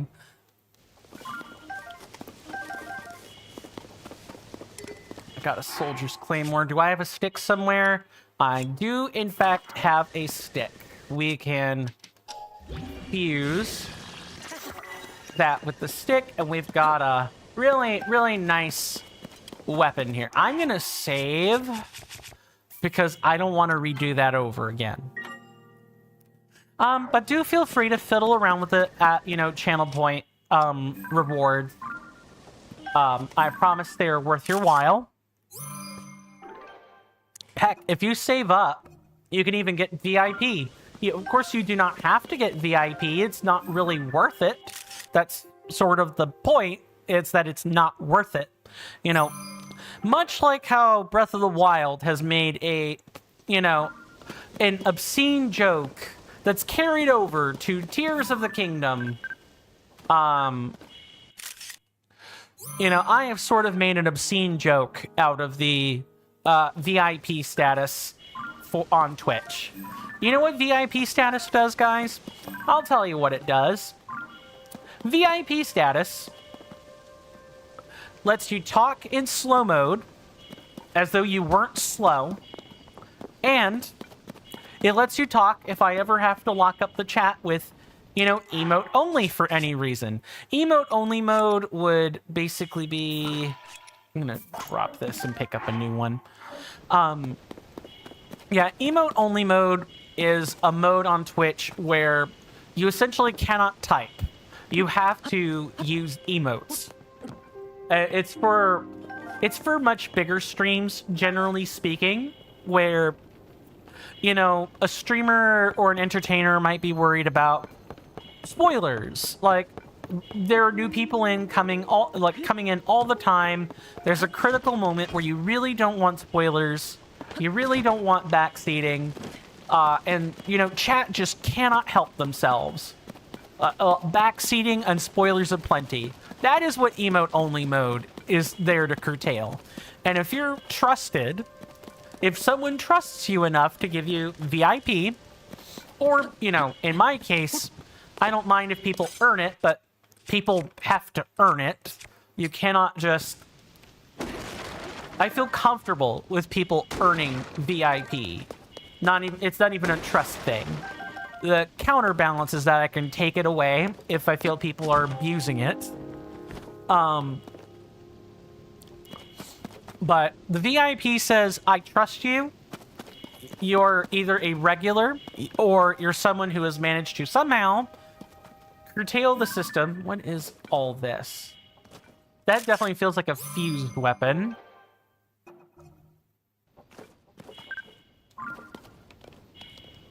Spiked iron ball hammer. Now that I do want. What am I willing to give up for it? Maybe the traveler's stick spear? Yeah, look at that. I got a frickin' mace. How cool is that? I love maces in video games, by the way. But that's what VIP is for, is to just... You know, it's a sign of trust. I trust you to, you know, follow the rules I set. If I'm saying, please don't spoil, you know, you don't do that. Because you're being nice. You know, if it's emo only mode, yes, you can talk, but that's because I trust you not to spoil something. Or if I say no backseating, you know, I trust you to not backseat. That's what that's supposed to mean. It's VIP is like largely not worth it, but it's also a symbolic gesture. I can have people skip that entire process if I want to. Of course, do I really want to? I totally missed what the wooden shield is. Let's pick that up so I can read. This lightweight, simple shield is ideal for less experienced fighters. It can withstand light attacks, but blocking stronger blows is not recommended. I did not mean to pick that up. Let's pick up this one. Let me out! Before that, though, we are definitely breaking some stuff. Blackened crab. A whole crab slow roasted in its shell. The soft, flaky flesh pairs nicely with the scent of the charred shell for a meal that assaults all 5 of your senses in all the best ways.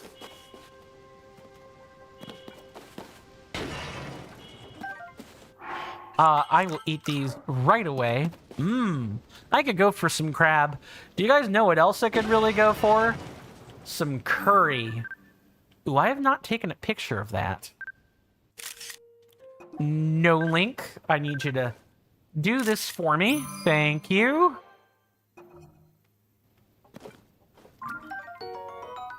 A bass that's been cooked whole over an open flame. It's flaky and savory smelling. Offers more hearts than the raw version. Fish.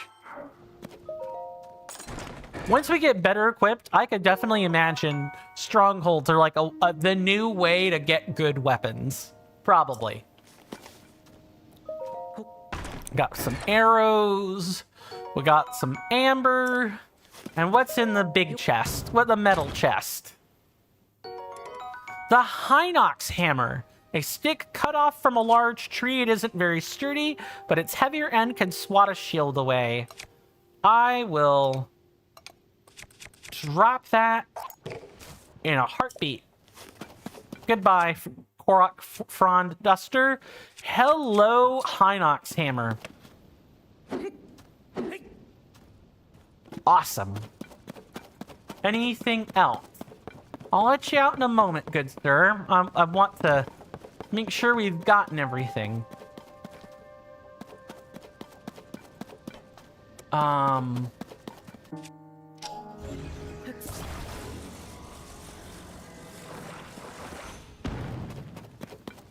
Oh.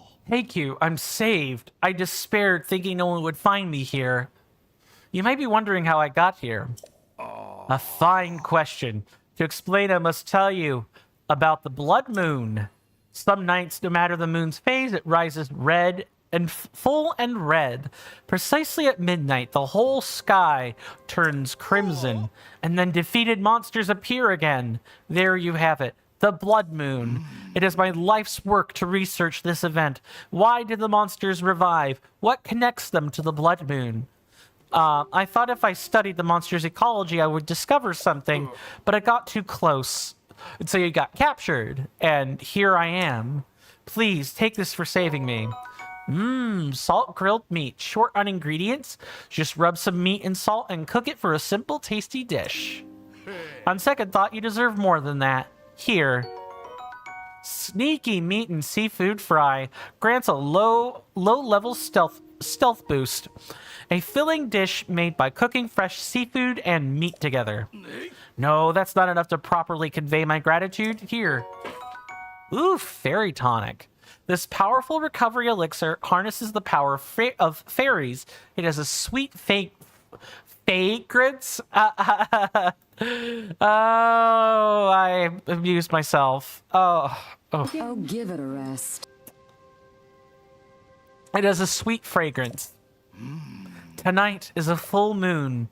I can feel the moonlight pouring down, cleansing my spirit. Well, I'm sure we'll meet again. Now quick, let's split up before monster spots us. All this for Korok seed. All of this to get on top of this skull. I'm pretty sure that's where it is.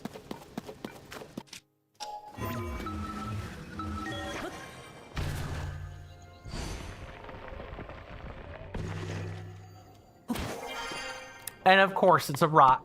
Random rock. That's par for the course, honestly. Let's see. What do we have that one there. So let me go ahead and mark that. Now we'll grab the one nearby before going... Actually, you know, we probably... we're going to have to double back. We might as well double back after we've flown off. Oh, no, we already have that one. I just didn't mark it. This object map has been super helpful. It's been very helpful. Not only can I, like, use it to mark the locations of where we're gonna go next, but also I can even mark these things off the map and keep things nice and clean.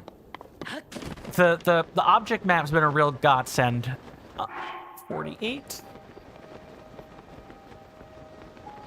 Huh. I see that's an iron ball. I wonder if...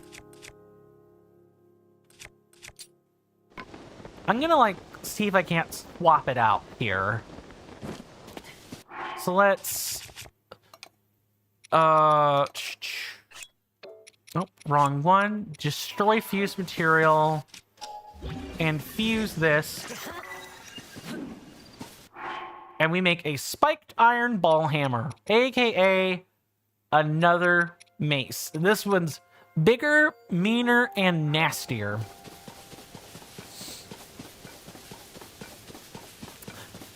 Improv, everybody. Go ahead and mark that one. If you guys want to help out... You hear that off in the distance, my senators and inductees? That is an ad storm. In about 5 minutes, it'll blow over us, and then we can get right back to the gaming. Thanks. So, before I shell, I'll finish my previous thought.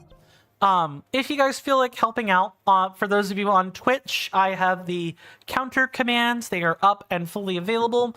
If you type in !seed grow, which I'll do right now as a demonstration.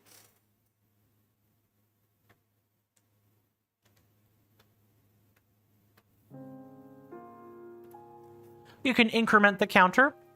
You can also just increment the counter on your own if you feel like trolling. That I've left that as a little bit of a, you know, nice feature. I'll make sure I've written down the seed count as well so that we can, you know, move back to where it should be. You could also type in !seed shrink to decrement or decrease the seed count by 1, which I'll demonstrate right now.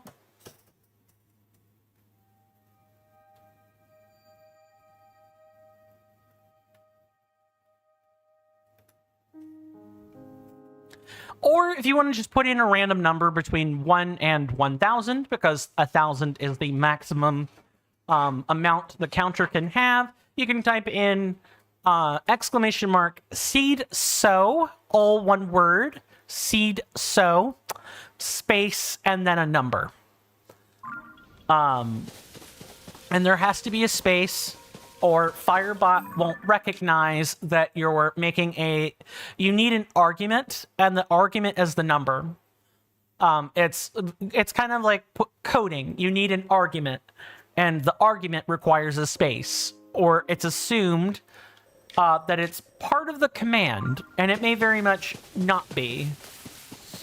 Now, on to the shilling. I've talked about the free, easy methods to help the channel grow, including the notification button and everything.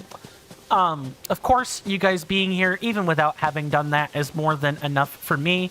But if you do feel like being financially supportive, I have a ton of avenues for this. A lot of them are baked into Twitch, but the rest are through Patreon and Coffee for just $1 a month on Patreon or Coffee. You know, you can get most of the same benefits your Twitch peers get. You just don't get the ad breaks or the emotes. You have to be on Twitch for those things. For you guys on YouTube, Patreon and Coffee are how you close the benefit gap. And sometime this week, I will start editing the next Patreon / coffee video to go out. I'll start editing. It might take a little longer for that edit to come out of the woodwork, but I promise the video will be there as soon as I can reasonably get it to be. And of course, there are other avenues. People on Twitch can go over to YouTube and then use the Patreon coffee link in the link tree. You can also click on the link tree. You can look at the donations tab in the under the donations panel in the About Me section on Twitch. There's also the link tree link under the video viewer. There are tons of ways you guys can access this stuff. That's really about as much as I want to say. You know, feel free to click around on things. If you have questions, ask. I'm more than happy to answer. Not that we need to ask about this stuff or anything. But you know, I'm there if you want to have those questions answered. I'm gonna drop this and then drop that.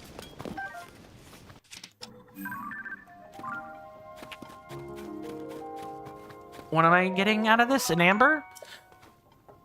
And that's pretty much it. Shilling all finished. That is the wrong one. We want to be up here.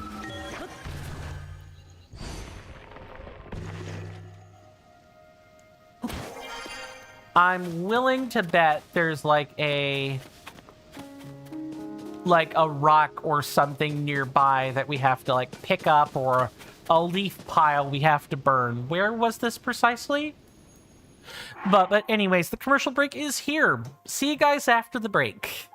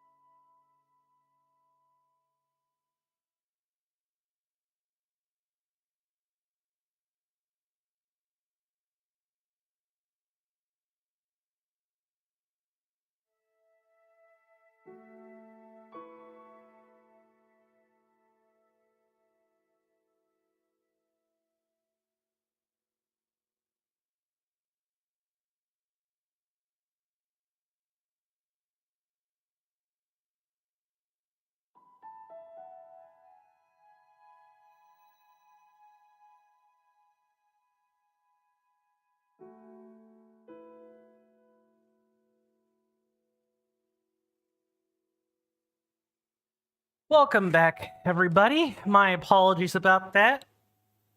I had to quickly go sort out something with Mother Nature herself. I am back. And also, more importantly, nourishment. My folks make tea today. So, like, sweet tea. I live in the U.S. South. Sweet tea is like, you know, our lifeblood. It's something we pretty much drink all the bloody time. Like, and most people know how to make it too. Most people. And if not, you know, you can always follow the box instructions on a good box of Lipton or Tetley tea bags. That's pretty much what we use. I thought I was sitting a little bit low compared to where I usually am. Well, we've hit 50. Can we hit 60? I think we can hit 60 today, which will be really good progress.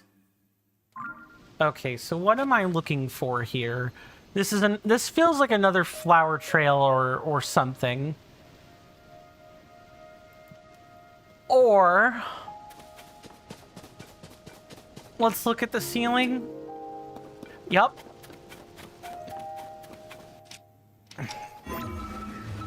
I'll get used to, you know, looking for these platforms eventually. It's just going to take some time.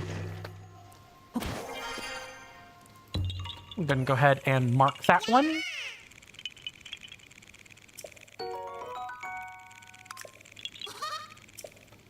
All right, have we gotten them all? There's one more we have not gotten, but let's take a break and go to a shrine. There's one literally right there. Is it possible to... I don't think so. Not really. I'm going to try looking around, but it's very possible I might just have to, like, climb.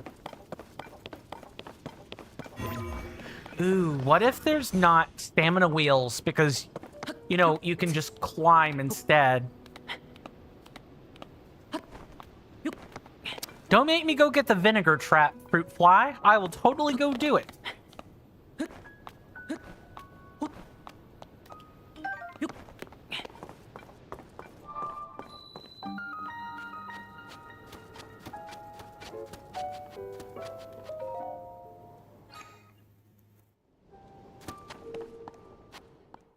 Oh, I'm excited. What's going to be in here?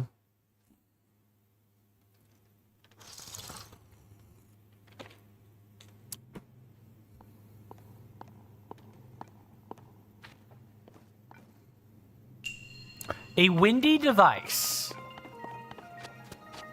Okay.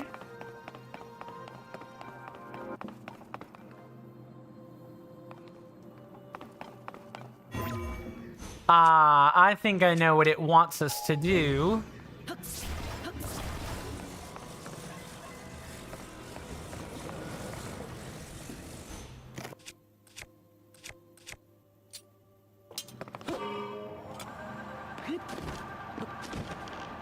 It wants us to do that. And then, let's take this with us. In case we need it.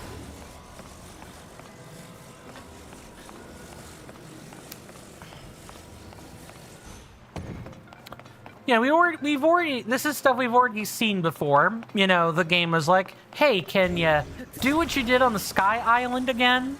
Only, I'm sorry, I couldn't reach that in time. You know, only a bit more, interesting. Okay, so we need to, like, do it like this. Nope. I want it to tip over.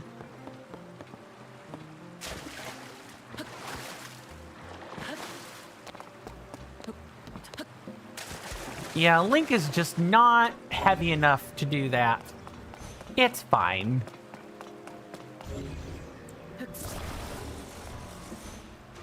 There we go. Now we can stick the little motor blades on the end.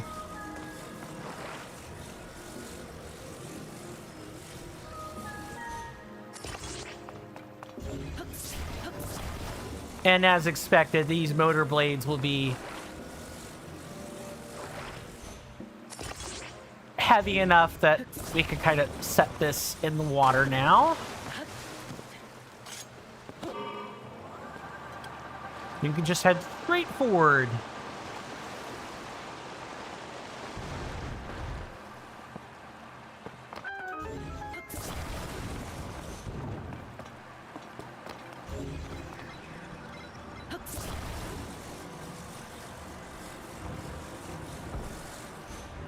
Wait a minute. We actually can't take that off. All right, what about this, though? Nope, can't do that. We have to actually, Interesting. So let's do things... What? What the heck happened there?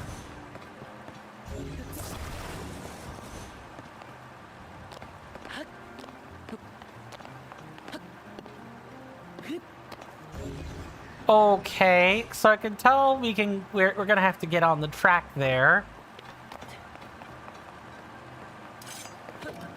Let me just turn all these off so I know what I'm doing. Okay, and now the only thing I'm hearing is the gushing of water there.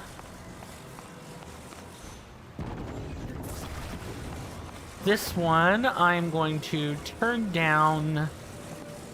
Oh, actually, we want to put these on the underside.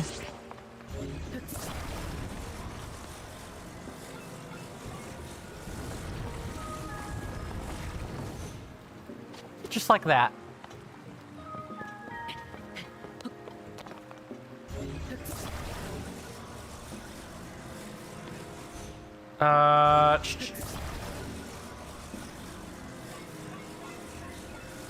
I can't actually do it, though. Okay, let me try this.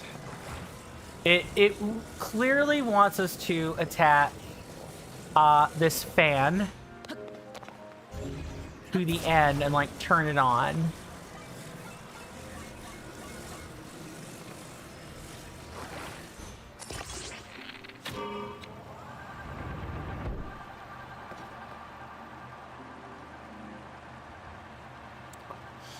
Or it wants us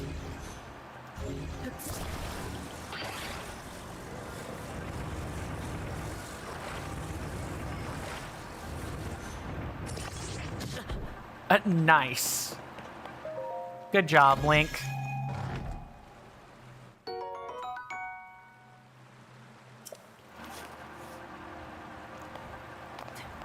Okay, we'll wriggle that off.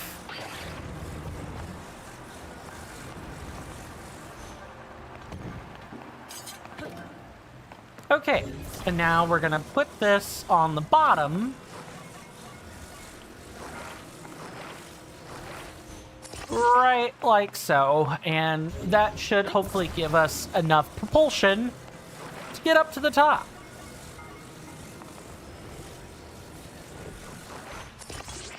Three, because you have to have enough propulsion to counteract the weight of the container and, you know, Link's own weight that he's going to add to all this. That is not correct.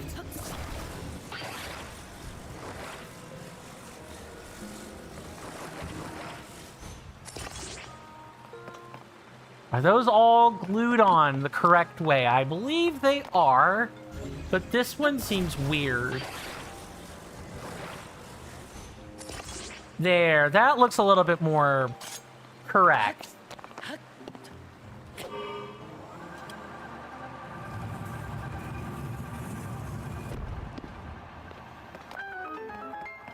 Nice.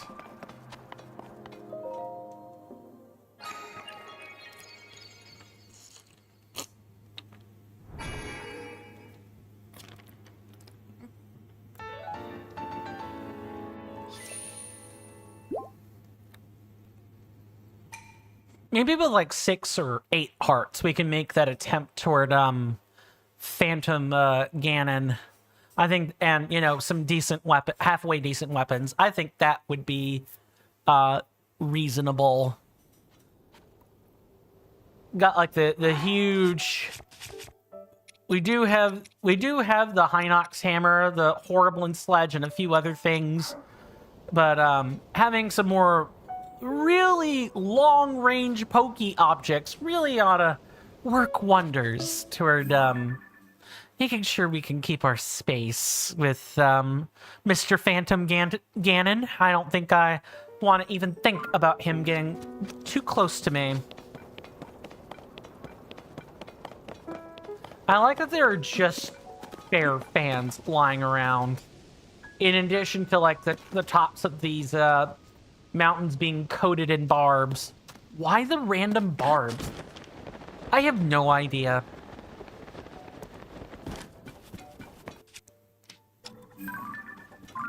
I'll take that, thank you.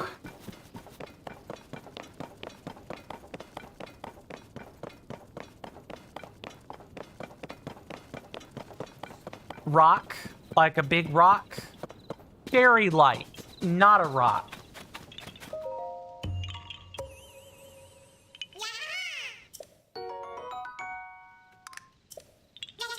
I believe that's 52. Okay, and we mark that one, and now we're gonna mark 6 more. Okay, that one is clearly on the border. So the next ones are like here. We can see that one. There's like one right here, over here somewhere.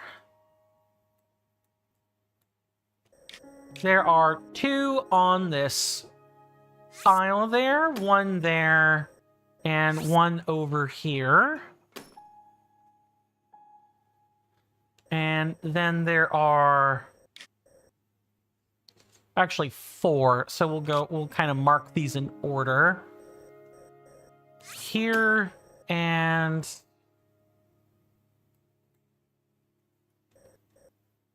I can't quite see which pair of trees they are, like here-ish. All right, we got our destination. Let's LFG baby. LFG. I hope everyone's been enjoying the gameplay today. The commentary has been a little bit weak, a lot weak perhaps on my part. I could be chatty, but you know, if I don't really have anything I care to talk about, you know, I feel like, are those peblets? Those are peblets.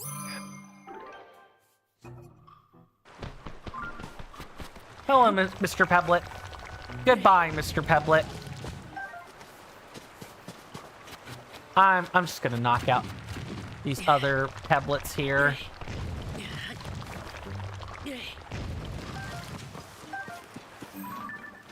And what else do we have here? More bass?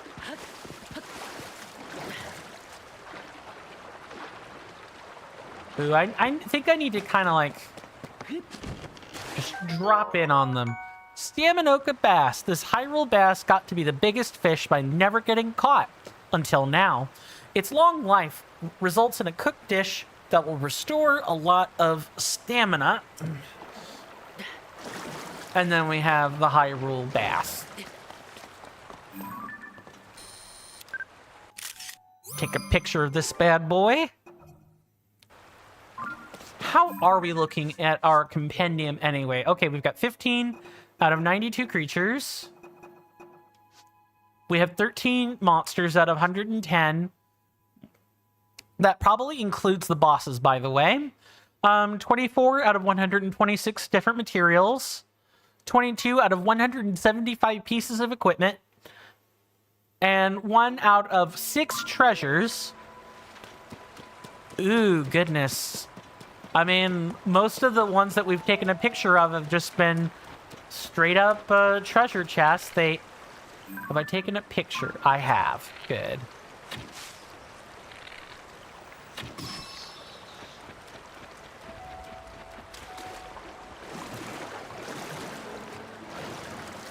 I need the Octorok to not notice me, senpai. Thank you very much.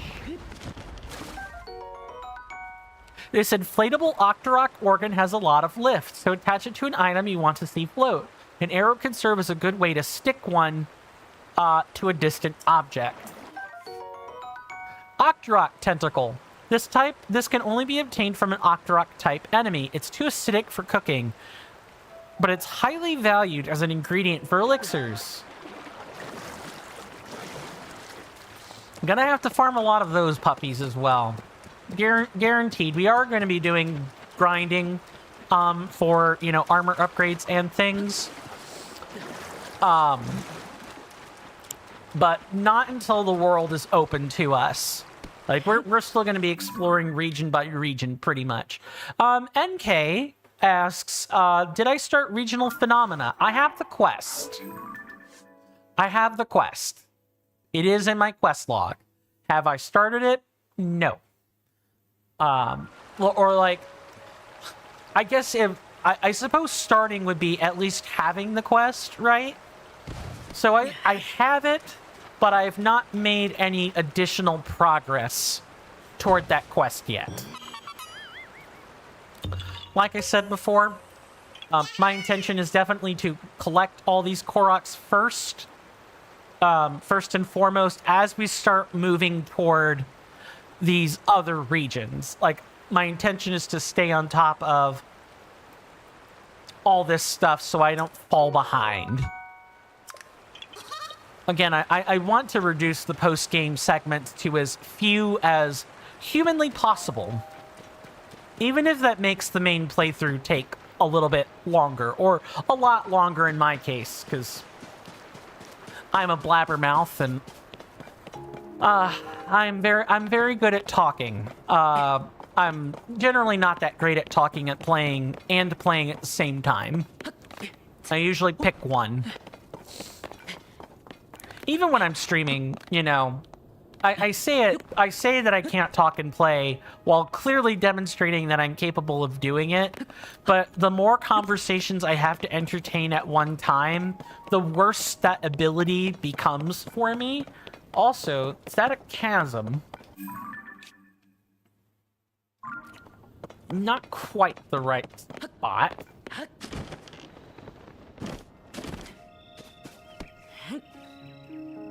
Interesting. So if I look at my map, and I look at where this is,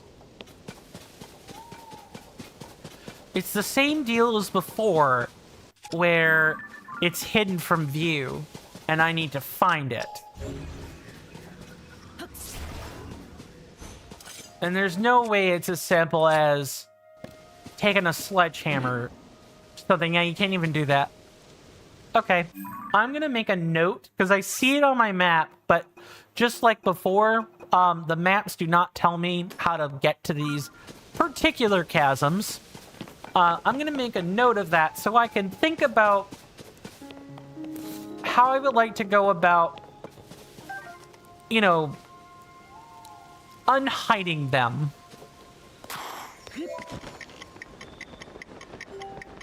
Ooh, that's fast. Am I gonna be able to make that in time?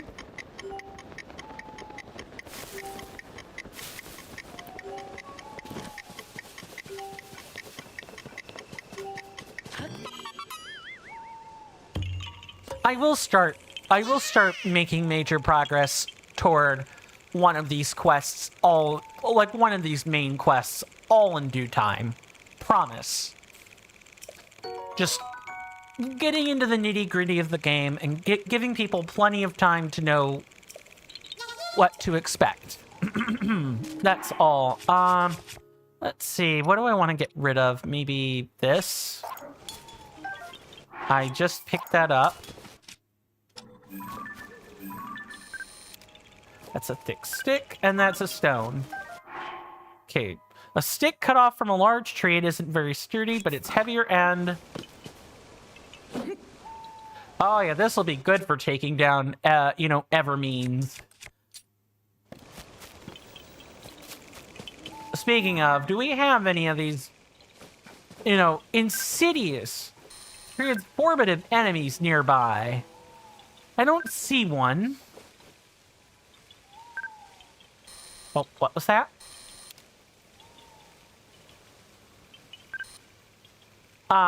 That is an herb that's triggering that. Okay.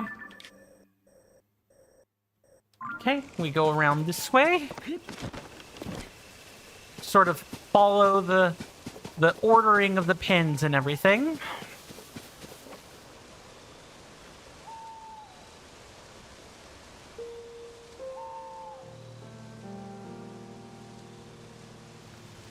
My goodness. So sorry about that. I was trying to find a quick way to, like, mute the mic. That works way better, because if I press the... Sometimes depressing the button on this mic doesn't always work, whereas, you know, depressing the number 2 key on my numpad does work. I'm trust nobody heard that sneeze. I feel another one coming. My goodness. No, I don't want to take a picture. Okay, what we're gonna do now is... Whoops. There we go. Now I've got it nice and flat. I'm going to... attack...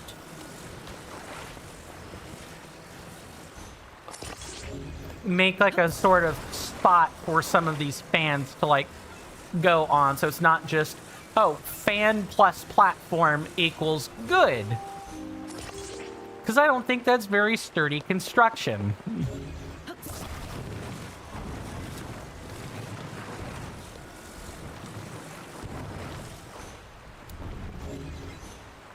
Okay, I gotta be careful. Could be leaning on something as like support. Come on, Link. Right up there. No, that's not how it works. Yeah, this has to be flat. Hey there, bear type. Welcome on in, good sir. Good to see you. Hopefully you're doing well in both body and mind, and I hope you enjoy your stay.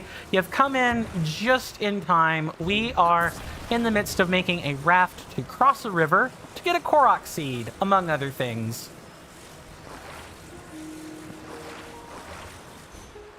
Okay, now we can turn this around. And I'll sort of I'll use this like last one. No, don't rotate that. Push that out. Rotate it this way. Bingo. Bear type says, I did my first maze in Tears of the Kingdom. Congratulations.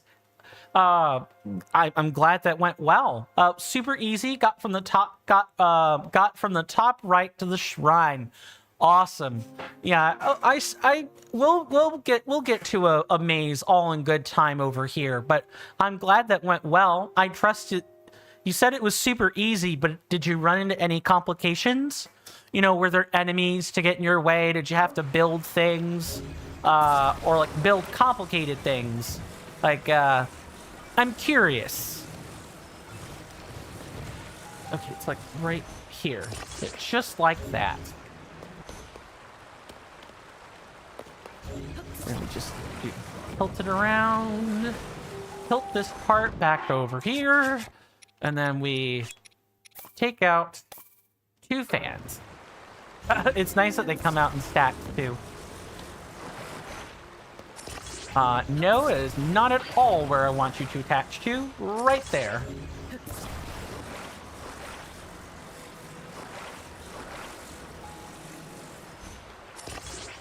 There. Perfect.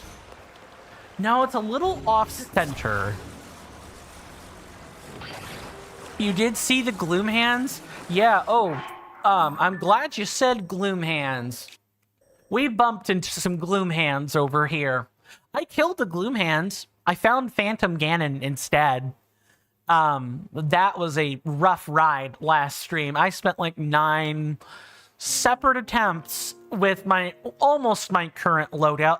It was a little bit worse attempting to kill Phantom Ganon. It did not go well.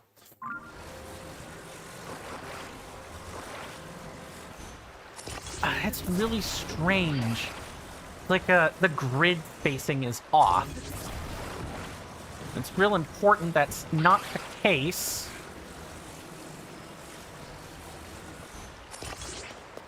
Alright, then we're gonna set this puppy in the water.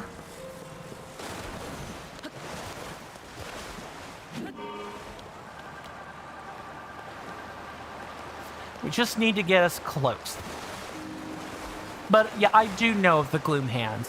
The stuff of nightmares, those things. I didn't wake up, you know, with any nightmares about Gloom Hands, but those are the kinds of things that will definitely creep me out. That I could have nightmares about. Which definitely means, since I know about the Gibdos, I know Gibdos are a thing in this game.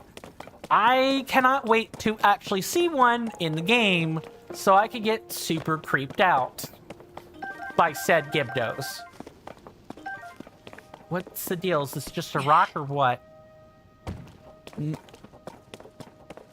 Oh, right. And it's supposed to be, like, over here anyway. Yup. In regard to they're the stuff of nightmares, or yep, in regard to the Gibdos are creepy and the stuff of nightmares. I would say the game has done a particularly good job of, you know, unsettling people. Especially me. Nightmares? Yeah, definitely. Land on target. Oh, but it's over there? Really? Interesting. I guess that's what these arrows are for. Oh. That's kind of a problem. Can I do that one from over here? Oh, when you got the Sheikah sensor today? Nice, nice. Has it been useful? Or has it just been, you know, more of the annoying beeping than anything? I'm trying to figure out how I want to approach this. I have to, like, come from a really weird angle to, like, get this to work.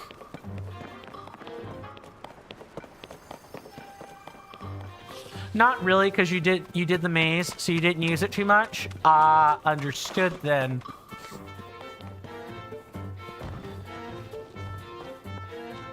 Okay, Link, hurry it up, buddy.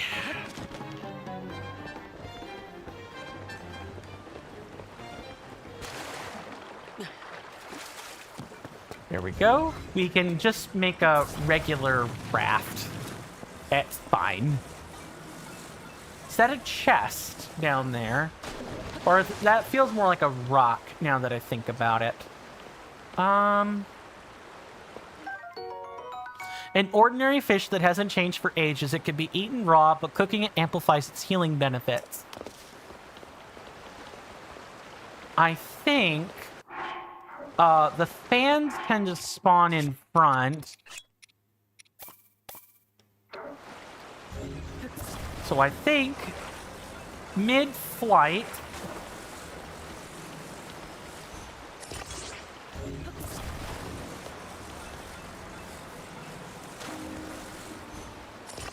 two and one more.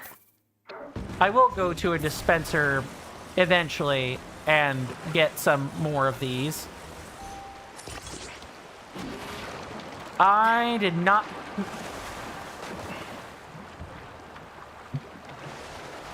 I used too big of a device to, like... That's a shame. Oh, you did a duplication item glitch? Awesome. I'm not much of a glitch person myself. I appreciate the glitch hunting process, and I think it's worth talking about, but... let's swap for, like, a one-handed weapon. Particularly one that doesn't cut wood a terrible amount.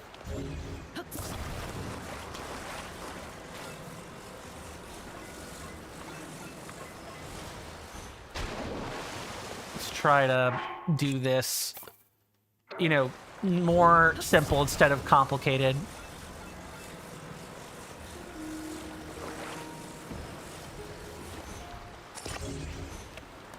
There we go.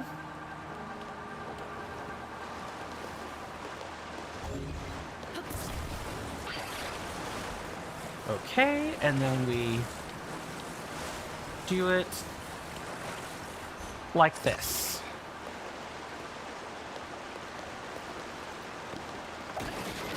Okay. Yep. Can't do that. Like, I physically cannot. I've got to get a stick or something. That doesn't work. I'm pretty sure I'm dead here. Or not dead, but I'm definitely voiding out. Yep. That happened. I want this. I definitely want this particular Koroks seed.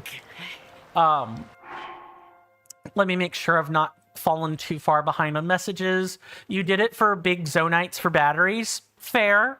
Zonite mining, I've heard, can be particularly unfun, to say the least. Didn't do that much. Just got about 3 batteries. Okay. Kept it reasonable. I know not everyone likes that, but you need batteries. That is true. You do need a lot of batteries for things in this game. You need a lot of capacity for charge. You know what I could have done in that instance? I could have shot arrows. That would have been a little bit better for our purposes. Okay, let's do it like this.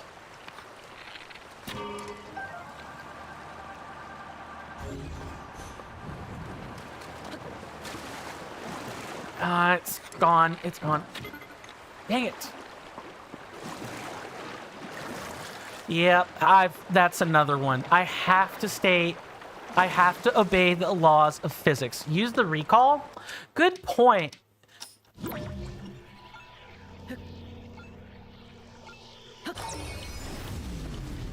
Thanks. To be honest, I have forgotten. Not that the ability exists, but that, you know, I don't think I should have to rely on it. But I should actually be relying on it. It would have saved me so many resources, especially zonite devices. Okay, let me not do things this way. And push us out like this.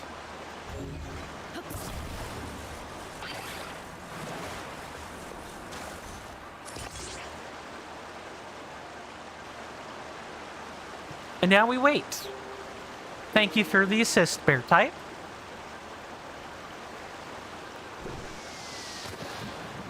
Hey man, nice shot. I need to make a...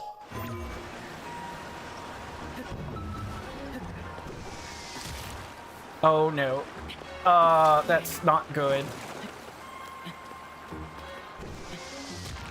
That's really bad. Ugh. And it's raining. Of course it's raining. Why wouldn't it be? Oh my goodness. I need to like use the rewind.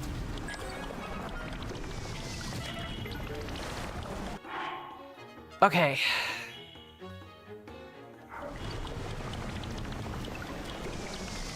I like how local time is being rewound, but I still have to like... I still have to deal with the real environment. So recall is for like one specific thing. I guess I'm just used to, you know, temporal manipulation being more of a... How do I word this? More of like a true environmental thing than, you know, selective to one object.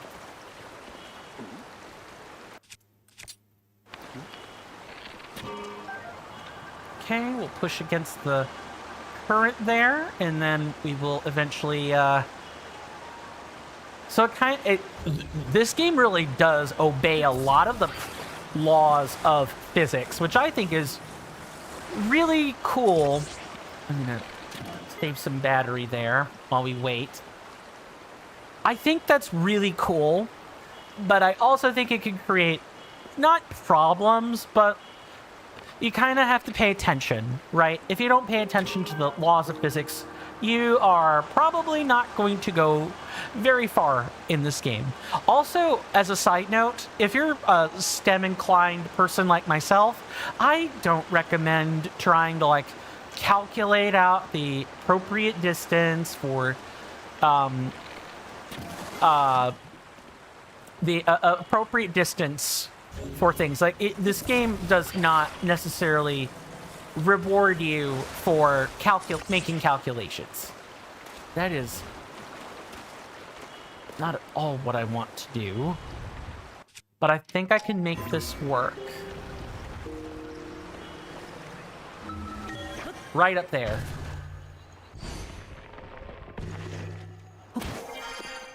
All this just to climb up a bloody cliff for Koroks seeds. All this just to do that. Do I even have... Yeah, I guess I can make this work.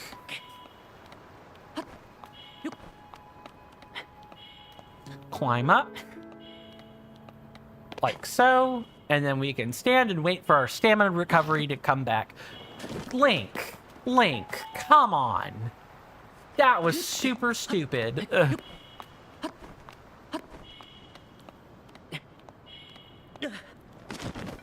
Yep, it happened.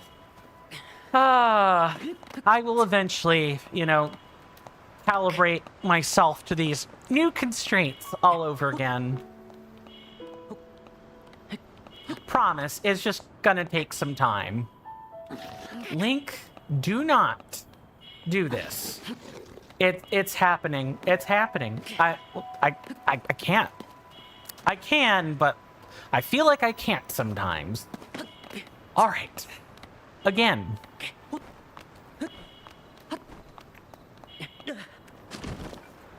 Don't be falling. I have no room to fall right now. I almost forgot how they make climbing slower and heavier on stamina in Tears of the Kingdom compared to Breath of the Wild. Hey there, Shiny. Welcome on in. Good to see you. Hopefully you're doing well in both body and mind, and I hope you enjoy your stay. Yeah, it's because they expect you to use Ascend. I mean, I get what they're trying to put down with this game. Also, there is zero traction on slopes. They really did not want people gaming the slopes like they did in Breath of the Wild. But hopefully things are going well in your little slice of terra firma. You have come in just in time. I'm getting a particularly dastardly Koroks seed. And the game has not made it easy. I will say that. I can climb longer, but it's definitely more taxing. Look at this. Can I get up here? One last jump. Yeah.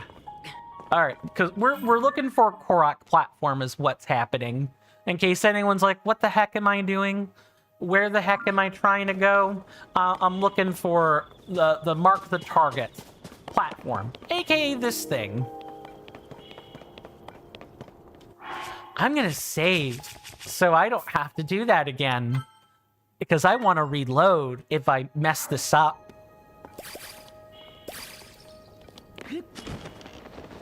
That is not... Is that doable?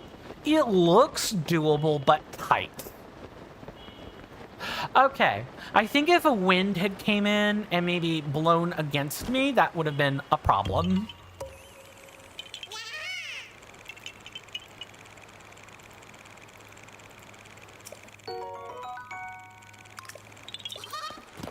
So, I gave the estimation that it would take me like 1 to 2 streams to get all the Koroks seeds. you know, just in like this region alone, I'm going to bump that estimate between both the sky and the depth to maybe, I don't know, 3 streams? I guess it just kind of depends on how much of a blabbermouth I am with this game, like with you guys and about this game. I am enjoying the game though. Tears of the Kingdom has been awesome, but I'm not ready to rate it yet. Someone did come in earlier and ask for a rating. Oh, you looked it up. There are no Koroks in the depths? You didn't find any? Bear type says, I'm looking. I don't see any.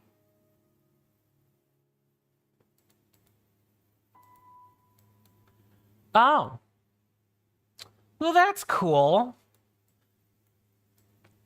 I know I have not seen any Koroks. I'm actually glad about this, because that means all I have to do is focus on shrines and like other aspects of the gloom down here. Oh my goodness, that is liberating. I have to say, that is liberating. I was quite sure, I was told they were spread out between 3 maps, but I think there may have been a little bit of hyperbole in some of those regards, which is not a bad thing. We all speak in hyperbole, but still. No, but there is someone you've met before in the depth. Hint, hint. Let me guess. Hestu. Because of course it would be, right? Okay, where's our lovely friend, the Korok seed? Is it another trail? Like a flower trail or a... Wah? But that's not right. Not according to this map.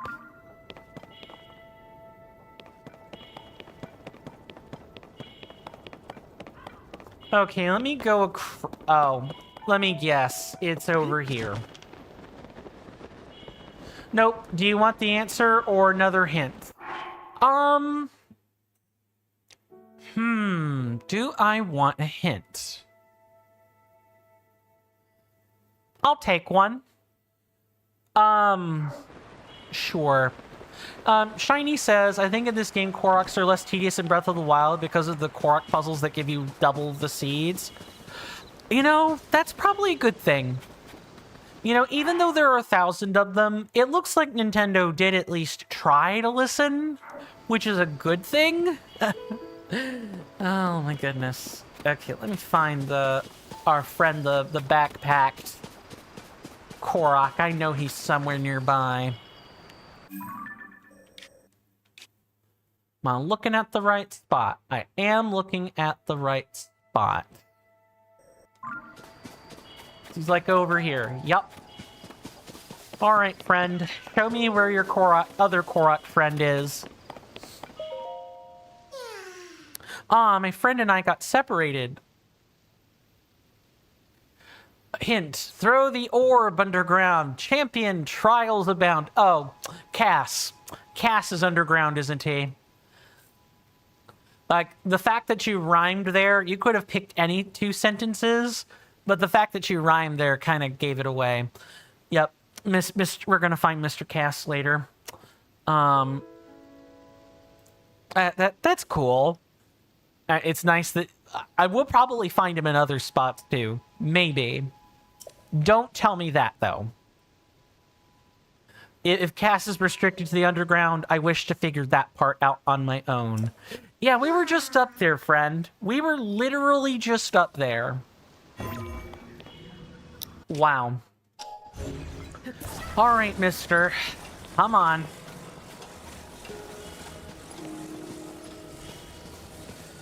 I don't think I'm gonna be able to put this thing in water. No, but it is... Oh, interesting. It is a reference to the location.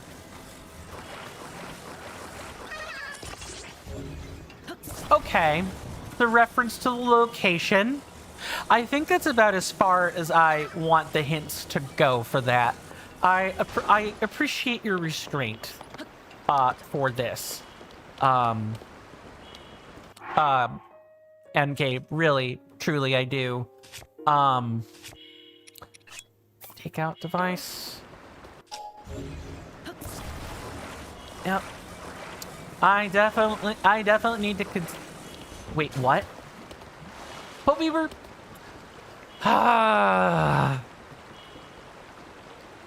Okay, well, I'm not gonna let a good opportunity go to waste. I'm gonna... Do you also want a hint for auto build? No, that's okay. I have been told that it is definitely later on and easily, well, not later on. No, I believe they said it was easily missable. Tell you what, to the two lovely folks in the chat, that would be Mr. NK and Shiny. If you two are interested, just if you would, or would you be interested in letting me know when you think I should have already had it. So for example, let me not...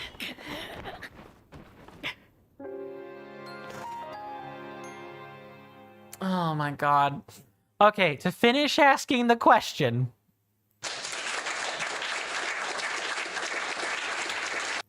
Another one bites the dust. To finish asking the question.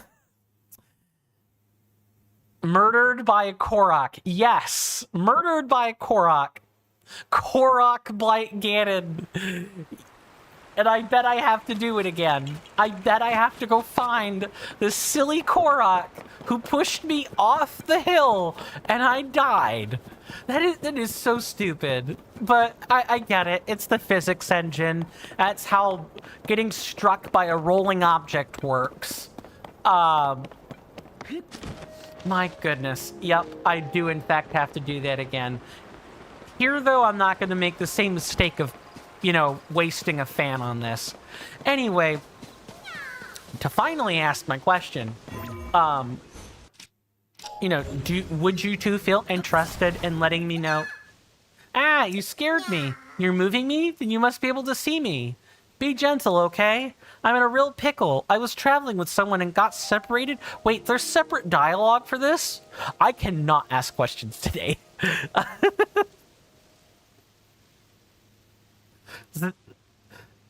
I can't wait to catch up. I'm so tired, though. Okay, that dialogue is the same. Would you two be interested in letting me know at what point I should have had auto build? Like, what a reasonable point for that is. So, for example, I know that, let me enable the right quest. Somewhere here is, you know, the Rito quest. We know this is Hebra. Even though the map splits look a little different, this is Hebra. If I should have had auto build, say, right at that point, right when I meet the Rito again. I don't know what that point is. You two seem to have an idea of when that should be. Would you feel interested in letting me know so we can go back and grab it? At that point, you know, I'll take hints for auto build. I think that's like the level of compromise I want to have with this, because clearly, you know, auto build seems to be fairly important, at least from the number of people that have like spoken or asked about it. Now you're gonna make me use a fan, aren't you, game?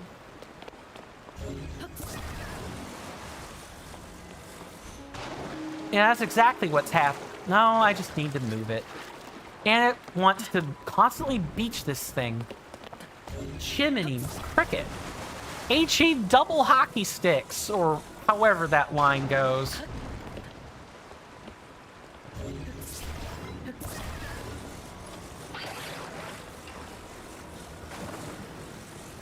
Wait, what? I'm sorry, what?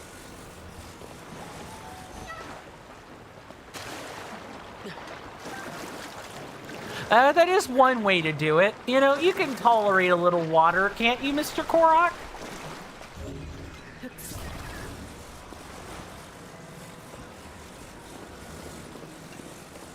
Probably when you start regional phenomena and got the paraglider. Or when you were halfway in the story. Oh. Mr. Korok, I need you to not be a roly-poly today. Okay, sit up there nice and pretty while we literally do this. But I feel like when you get regional phenomena... Okay, so I definitely am at the point where I probably should get it, but I don't think it is necessarily required to get it right now. So I'll stand by my original sentiment. I'll finish, like, these 2 regions, and then we can, like, maybe go back for it. You hear that off in the distance, my senators and inductees? That is an ad storm. In about 5 minutes, it'll blow over us, and then we can get right back to the gaming. Thanks. You guys know what time that is. That is our 5-minute warning for the commercial break. You guys know the spiel by now. You know, once the hour strikes even, the top of the hour, at 4 p.m., that'll be our commercial break. They're 3 minutes long. The commercial break is mainly for the people on Twitch, so they don't have to deal with nasty pre-roll. Nobody likes ads, but this is the hellscape we live in. Thank you guys so much for hanging out with me up to this point. And, you know, once the 3 minutes are up, we'll be right back to the gaming, exactly as the alert already said.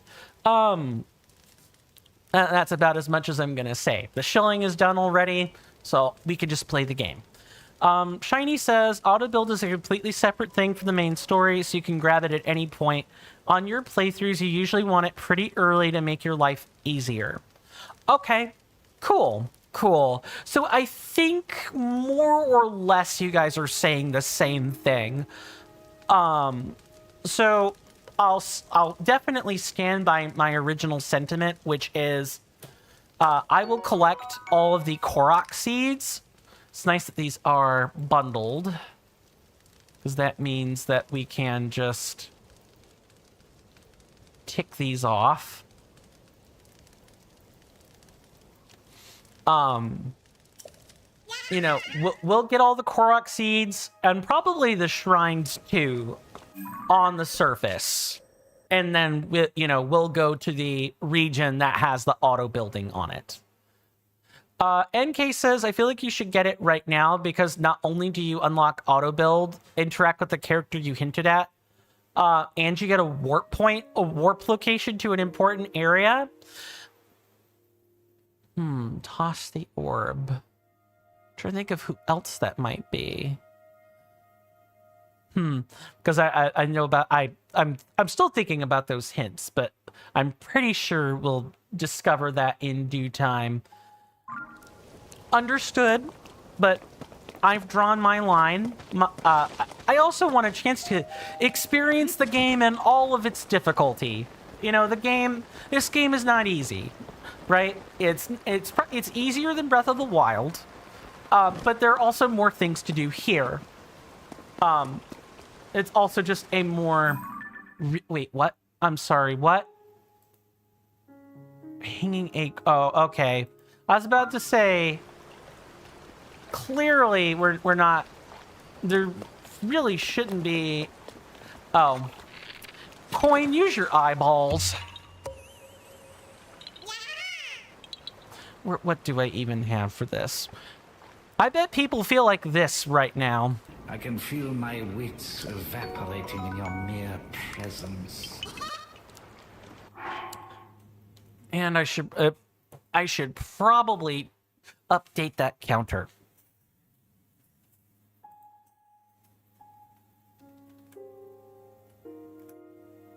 There we go, all updated. Quick question. Do you guys feel like the seed counter is like slight, or like the whole setup is like slightly off-center? Does it seem off-center? I'm trying to get it to be in the middle of my camera frame. Like, in the... not the middle of the camera frame, but, like, in the middle between the two corners of the camera frame there. And I'm not the best with depth perception. So I was sort of wondering if anyone has better eyes than me and can tell me, oh, it's slightly off to the left, or, you know, it's not quite centered right. It's like a nitpicky streamer thing. I don't necessarily need the answer to the question, but I'm wondering if other people have maybe noticed. It's a bit off center, slightly to the right. Okay. Do you want to know in what general relative popular area the auto build is located? Okay, I will take a general relative area for you. Which map intersection is it? And you have plenty of time to tell me that while the break is happening. See you guys then.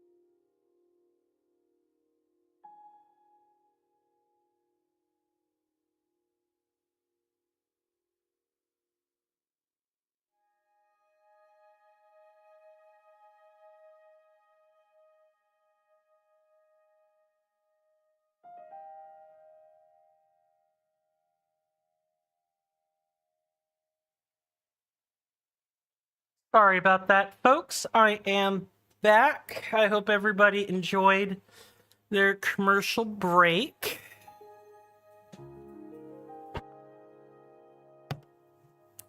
Let's get back to this and have like a nice solid last hour. But before we get to the solid stuff, of course, it is time to fix the Korok counter. We said it was off-centered to the right, so I want to scooch it just a little bit toward the center. You guys will have to let me know. I've made like I don't even know if the adjustment I made is noticeable, being honest. Again, you guys have better eyeballs than I do. So let me know if it's neat now. Cool. Cool. That's awesome. Thank you guys for being my eyeballs. I wear these lovely specs. If I take them off for any amount of time, let me, to give you an impression of what my vision is like, I can tell that I have my webcam on. I can see a image that looks like my face. I recognize that I'm wearing a shirt, but I can only really recognize the colors on said shirt. I can tell that I'm looking at my computer monitor, the one that I use for streaming.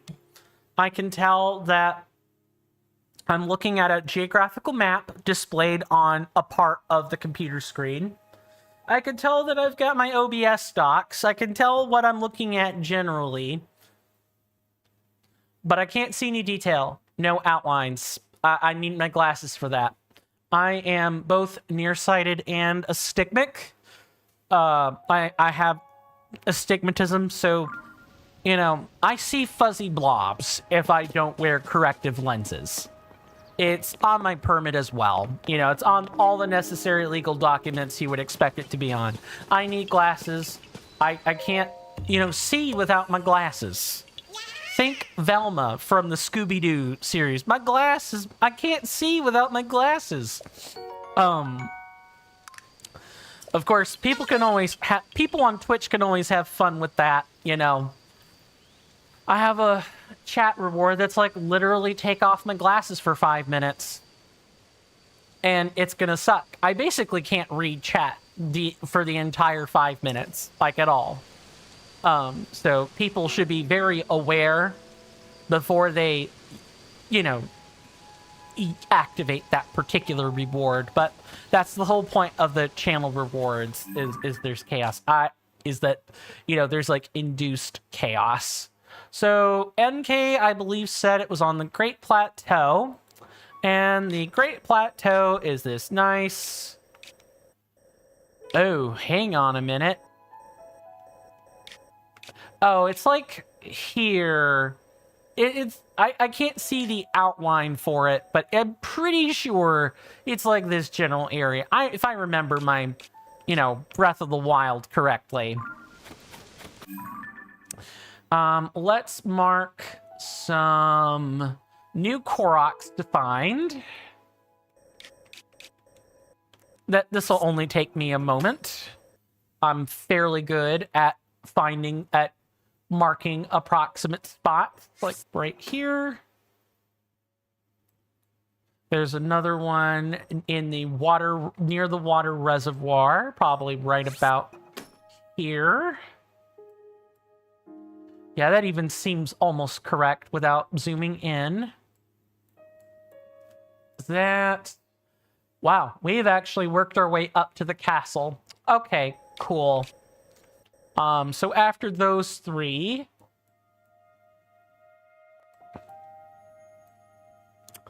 yes, the only ones that are left are in the castle. And... I think I've gotten all the shrines as well. We've got all the ones that are lined up here. Oh, hold on.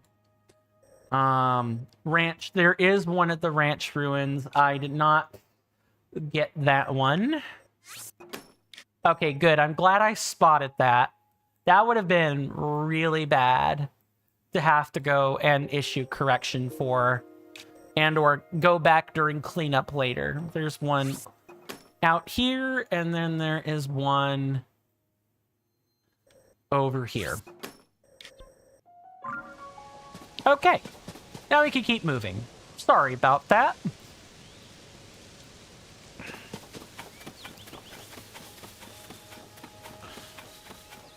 In fact, I should probably put like a mark out in like this general area.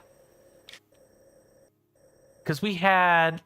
This would be like southern Hyrule, this area right here is probably the plateau in question.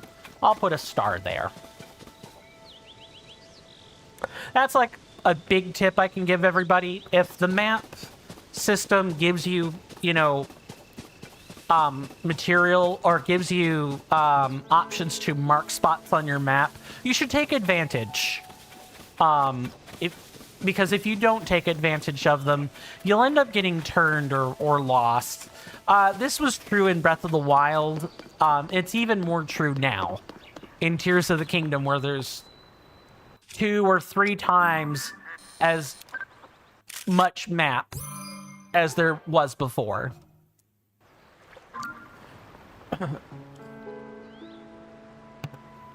Sorry about that. Had to just cough there. Ha! Got him. That's the one on the bridge taken care of.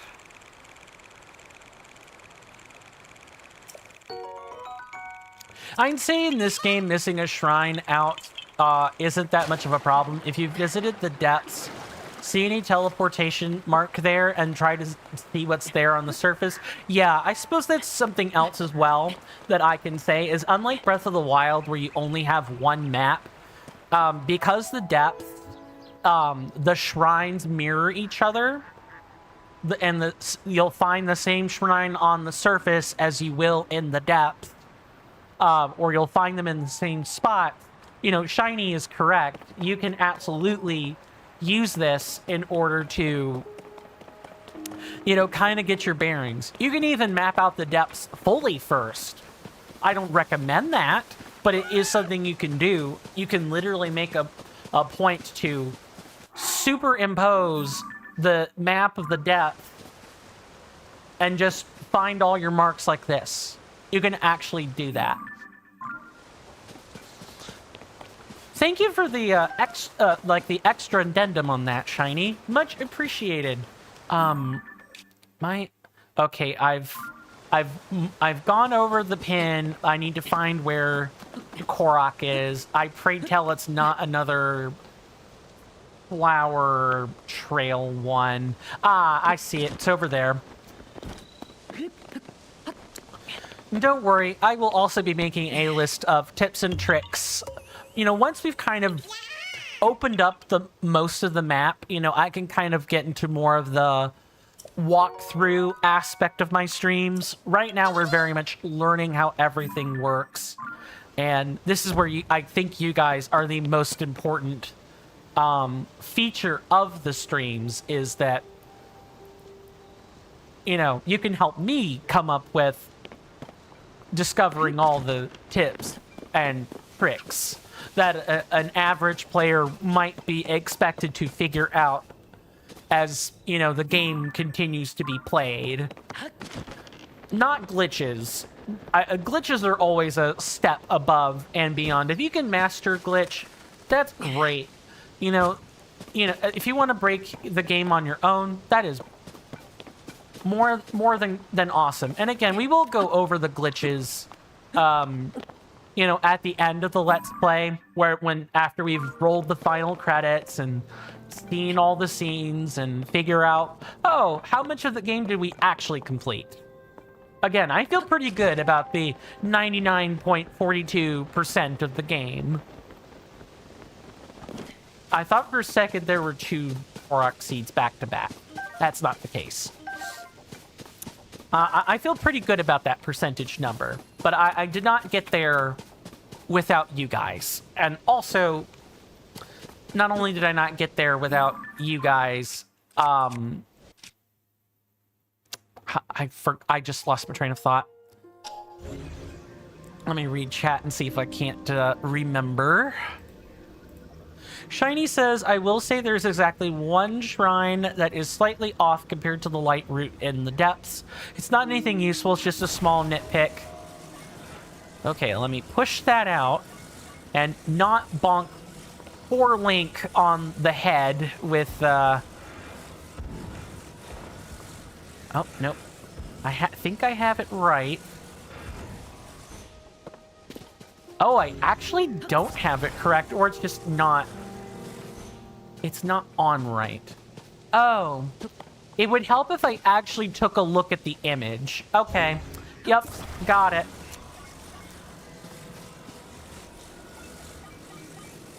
Depth perception, everybody. Who here thinks or knows they have good depth perception? You know, type 1s or 2s in the chat or something. Probably 1s. I'll put a 2 in for the record. I generally tend not to have good depth perception. I have it, or it comes and it goes. Sometimes I'll spot something, you know, way quicker than some of my real life peers can. But generally, when it comes to like peers online, phooey. What depth perception? What kind of depth perception do I have compared to my peers? This is why I don't, multiplay, or this is why I don't play multiplayer shooters for the most part. My depth perception can be challenged pretty badly in games like that. I remember when I used to play TF2 that's Team Fortress 2, for those who are not in the know, with friends. Or I played PUBG with my old Discord associates years and years ago for like a birthday stream, and I remember just not having a good time. My shooting wasn't terrible, but I definitely didn't do as much as my compatriots did back then. There were definitely some times where I definitely could have gotten the shot if I were more competent, but my depth perception did not pan out that day for whatever reason. So I have learned that my depth perception is not as good as I think it is.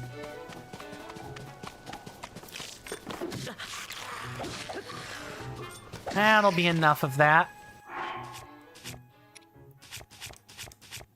We'll just nibble on some fish here.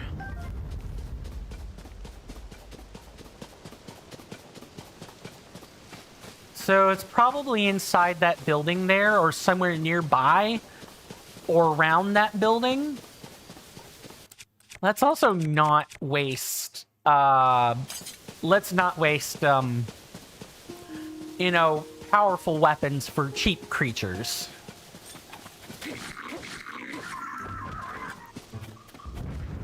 Wait, why did the health gauge turn gray like that? That's weird. I guess it's not weird, but I guess I just haven't seen health bars do that in a Legend of Zelda game before. Not even in other games that had health bars like that. Okay. Chuck the material. Wow, that's much easier, and it doesn't waste arrows. Okay, we've gotten that particular one. So now we just have the ones in and around the castle to do. Good.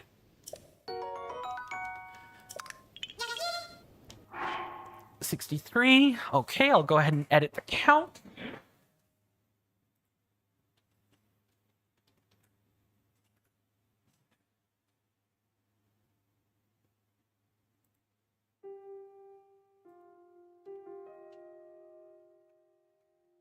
There we go. I did not type the correct count, but I fixed it. Thank goodness. Oh, I feel like if given just a little more time, I actually thought we weren't going to get to 65 today.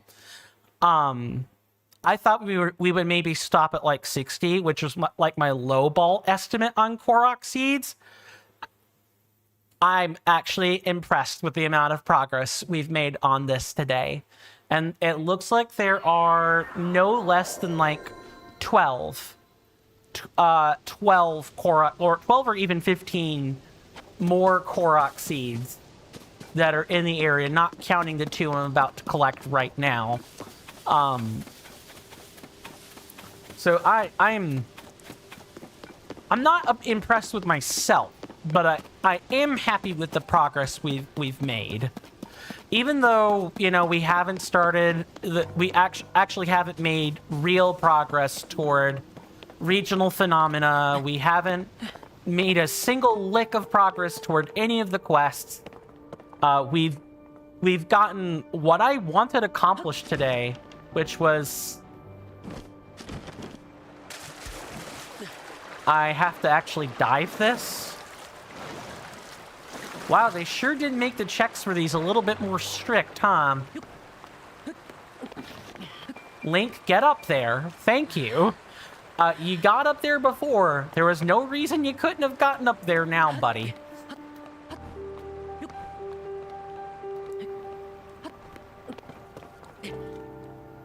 I hope everybody else is reasonably satisfied with the progress we've made today as well. If not, that's okay. You know, not everyone is here for the full completion experience. Some people want to see the game, and that's perfectly valid. You know, there will be other episodes where we do those things. As I've explained to NK and several others, you know, I'm kind of taking this slow. I'm making sure that we, you know, don't have a whole bunch of cleanup to do.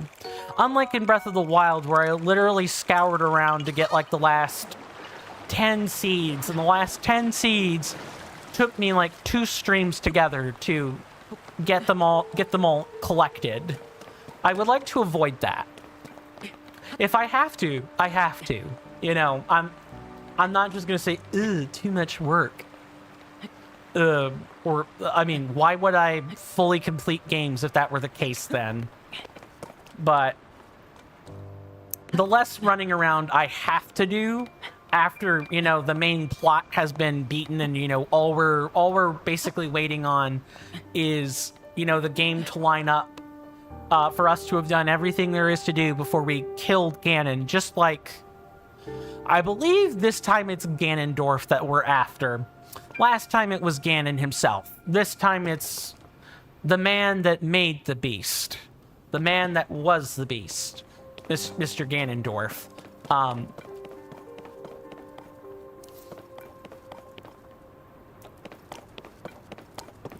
I want the cleanup we have to do to look clean.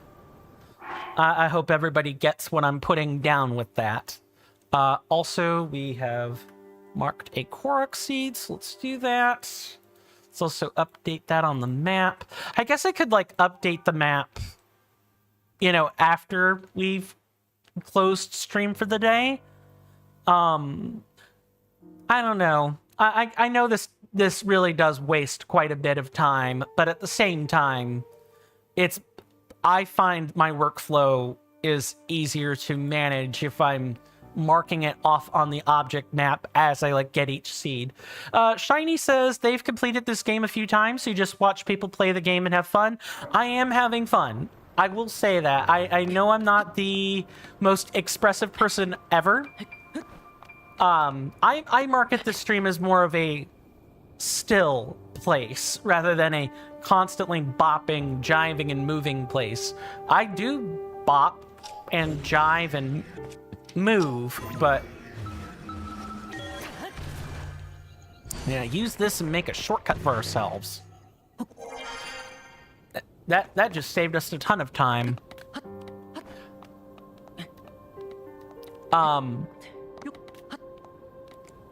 But instead what I offer is a calm experience. And, you know, if people are there for the calm experience, that's great. I am having fun. If I weren't having fun, you know, I wouldn't be engrossed in what I'm doing. You know, I maybe would have asked for, you know, a veto. I would have, you know, said, hey, sorry, this game isn't fun. You know, I'm going to do something I find fun. You know, I hope everyone understands. And if not, that's understandable. Because I've mentioned this before, and this is a good time to bring this up. Now that we're talking about, you know, watching people having fun with games and stuff. Also, we need to mark some new seeds while I'm doing this. So this one's like here. We vote on things on this Discord server, on this channel. We do it on my Discord server. There has been a timer that has been making its rounds. I think it's like right here. Yeah, it's like right around there. Let's see, 3, 4. Oh, yeah, there's like one here. But we vote on stuff, games to play, what route to take. If it's, you know, an open world, you know, you kind of choose your own route. This game is fairly linear. Like you can do, I guess you could do the phenomena in any order. So I suppose I could have found a way to turn that into something we vote for. But, how do I word this? You know, you guys vote on games. You guys vote on the stuff we do. Like, at least the next game we play.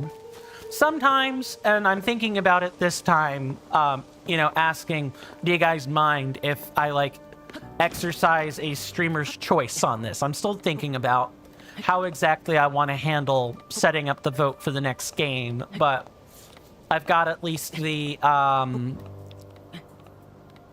longer, like, the mechanical aspects of the vote figured out. I'm pretty sure there's a rock up here we've got to lift, but we're gonna find out. Link, stand up. Link, get up, bud. Climb. I didn't ask you to crouch all day. Wow, I'm having a tough time completing sentences today. But, long story short, we vote on things, and, you know, I will respect the process. I will respect the results of the votes. And everything. Hey there, Mr. Klebus. Good to see you. Welcome on in. How are you doing? Hopefully well in both body and mind. I hope you enjoy your stay, good sir. How have your streams been going? For those who don't know, Mr. Klebus here is a variety streamer, much like myself. He's played shooters. He's played Death Stranding. He's done quite a few things. If you guys on Twitch ever feel like checking out another variety content creator, please go give him a follow. Please check out his channel. He works really hard on the content he makes. Promise.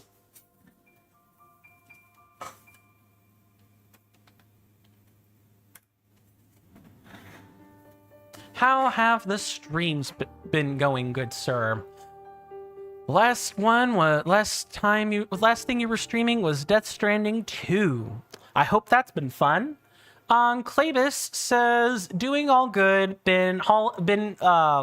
You've had a holiday over here in Estonia since Friday. Ah, what holiday is it, if and you don't mind my asking? I'm not all that cultured when it comes to other holidays. I know a few of the basics and definitely more of the, you know, the holidays from myth and legend than the modern ones celebrated today. So I'm always curious when someone mentions a holiday I'm not yet aware of.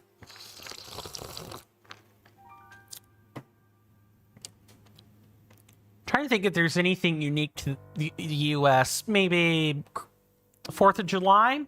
That's like the most unique thing I guess we could say we have.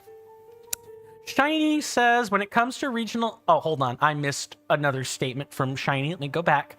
Calamity Ganon, they feel, is more of a manifestation of pure malice. Yeah, like the darkness that is seen in evil. Like pure hate made manifest. Main evil in this game is an evil person who got his grasp on a powerful artifact. Yeah, like the typical... like a more traditional story where the bad guy is more, or the evil guy, the villain is more, it's less of a nebulous concept. It's more specific. It's not something made manifest. It's a specific person, which I think is just as neat when it comes to stories in Legend of Zelda. So often, you know, even though it's Ganon and like Ganon is a specific like entity, it's not an all-encompassing thing. You're not fighting against, I don't know, the planets colliding or something.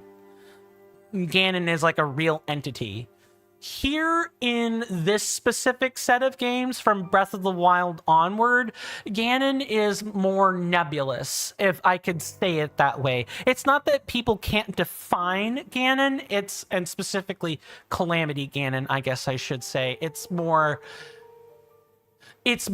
all-encompassing and harder to confine to something like specific. Yes, we could say, you know, he's the evil entity described in prophecy of old, but that's kind of a vague sentence, you know.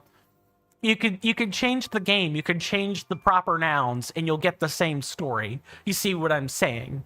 It's more nebulous, but because it's more nebulous, it's kind of harder to pin down. That's the first sentence. And then Shiny says, when it comes to regional phenomena, you personally recommend starting with what bothers the Rito people. I am so glad you said that, Shiny, because I have a neat little command. I'll go ahead and demonstrate that now.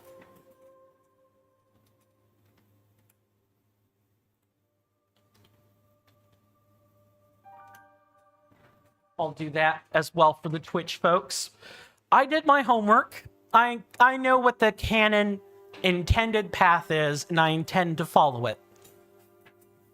I am so happy you said that. I looked that up ahead of time. That was like one of the few things I looked up ahead of time.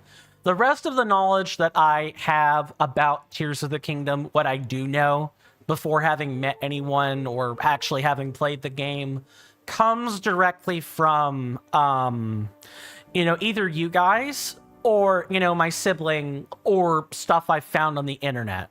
Like a typical average, like, user. You know what I'm saying?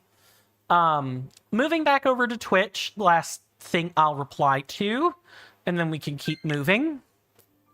Clabus says, Monday Victory Day, Tuesday Midsummer Celebration, Friday just most workplaces skipped work. The 4-day work week. Makes sense. Wish people would do that here in the US. Some places do. You know which places generally have a 4-day work week? Restaurants. Restaurants. You know, places where the business by default is... does not have the capacity to do a full work week. I live in the southern US, so for me, the 4-day work week, if I were working at a restaurant, that would be barbecue joints. Sconiers, Barbecue Barn, there are quite a few. There are quite a few places. I'm just naming like the local ones I happen to know. But there are so many barbecue joints that run on a 4 or 3-day work week. It's not even funny, because that's what their level of business can support. You know, for better or worse. Now, what is the deal with this particular Korok seed?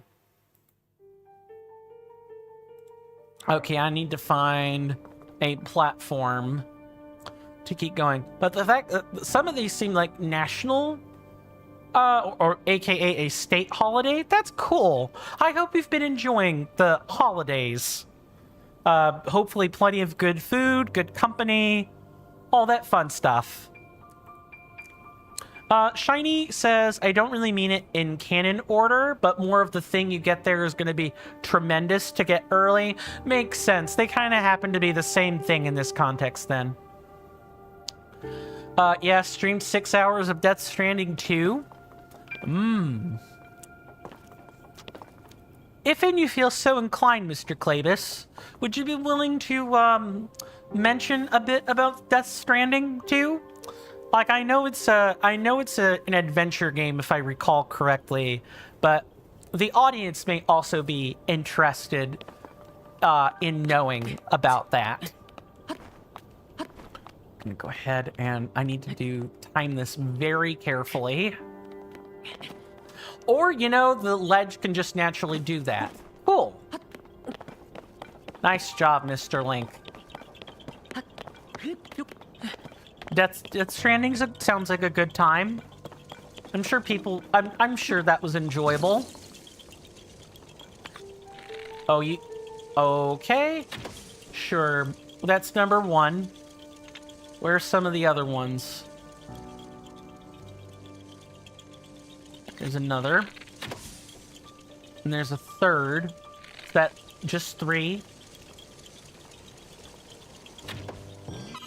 Just 3. I notice the arrows sometimes phase through objects. I wonder how much of an intended design that is. If I shoot it through... So I guess it's like... Maybe it contextually allows arrows to phase through things? That's kind of cool. Okay, let's keep going. We got a lot of Koroks seeds to collect. But you know what? If I do let me do a quick bit of math.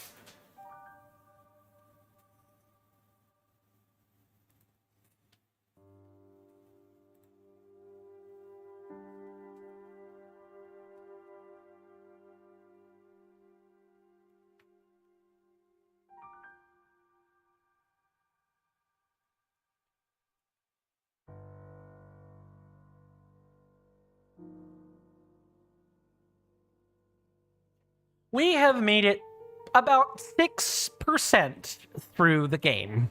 Or through the Koroks, I should say. Claybus says, basically, same as the first game, delivering packages. But they added environmental damage to packages. There are now also earthquakes in the game. That's cool. But I'm kind of a nature enthusiast, so what can I say? I enjoy watching natural disasters. Earthquakes, volcanoes, tsunamis. I find I can feel sad and tragic for the inevitable loss of life, but maybe, how do I word it? I guess when it comes to like watching natural disasters, for me, it's more of it's like an awe-inspiring thing. You know, it's, oh, we still live on planet Earth. Mother Nature is still in charge. And no matter what our fancy buildings and technology look like, where I have a soundboard for this. One crisp snap and suddenly it's all gone. It's kind of like watching a train wreck. You almost can't look away once you start watching. Very awe-inspiring. Playbus goes on to say there are more battles now in the game. These parts really remind me of Metal Gear Solid. So you've got like the cover system. You can probably shoot from cover, things like that. Which I guess you could kind of. I was watching Mr. Monkey Thunk play Metal Gear Solid, like Metal Gear Solid 1 yesterday pretty specifically, and he was having a tough time with one of the last bosses. I don't know if it's the final boss, but it is like one of the last ones. You have like a set of shipping crates, and you kind of have to hide around them. Can't hit the boss from the front. I feel something stuck in my eye. Sorry. But it's one of the ones in the back. You gotta shoot him from the back. It's the only way you can damage him. He was having a horrid time with that boss. So that's kind of cool. Story alt seems better. Easier to follow than the first game. That's good.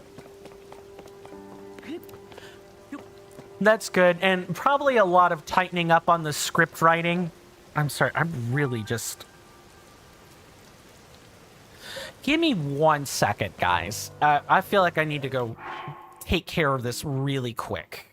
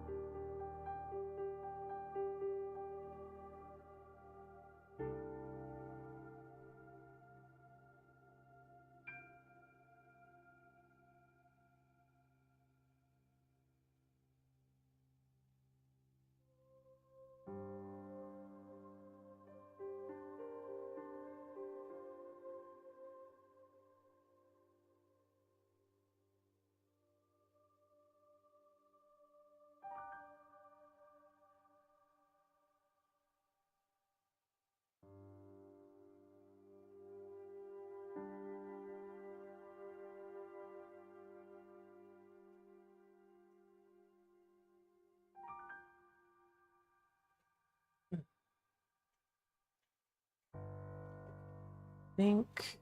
Yeah, okay, it's just this. Sorry about that. I'll have to take a look at that in the bathroom later. It feels a bit better. It was I won't describe it, but whatever it was is gone. Let me read some sentences and then I'll keep moving on.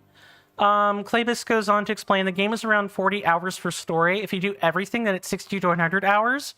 Awesome. So there's plenty of stuff to do. That's a good way to get wrapped up. I have no idea how long... No, that's not true. I have an idea of how long this game is, because NK told it to me. I'd have to go look up the actual play hours for Tears of the Kingdom, but NK told it to me best in that the speed run for Breath of the Wild, that's the preceding game before this one, is around 8 hours long. And you know, the speed run goes fast, there's glitching, there's all kinds of stuff.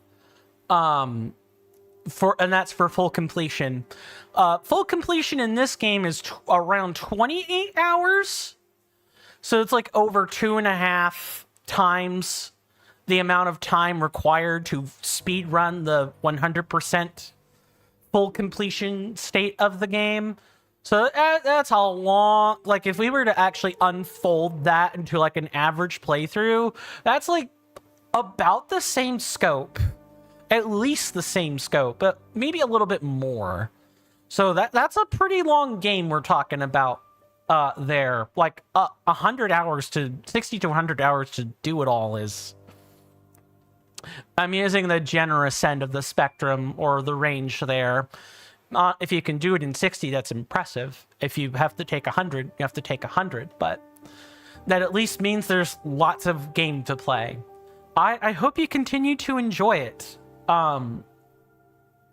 Where would you say you currently are in Death Stranding 2? Like, out of the amount of time you've spent on the game, would you say you're closer to completing everything in terms of the story, or closer to the benchmark for completing everything in the game?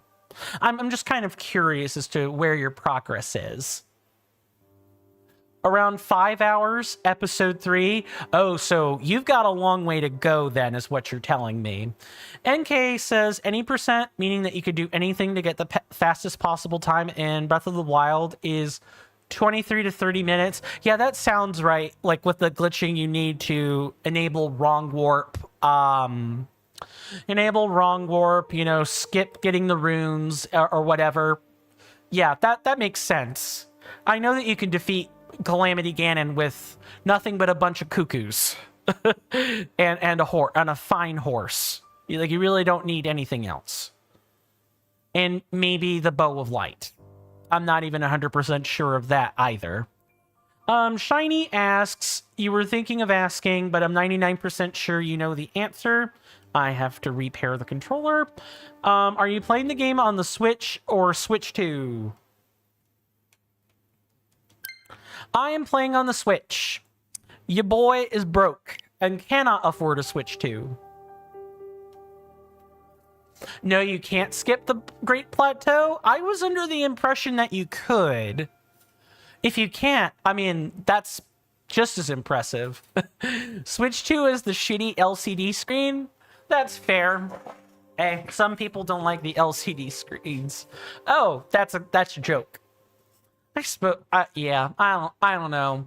I don't want to get on my rant about the Switch 2 again. And in large part, it's really not even the Switch 2. It would be a rant about the legal policies. The Switch itself is fine. Okay, so there's like a puzzle right around here, I've been told. Probably down here at the bottom. Yeah, there we go. Right here.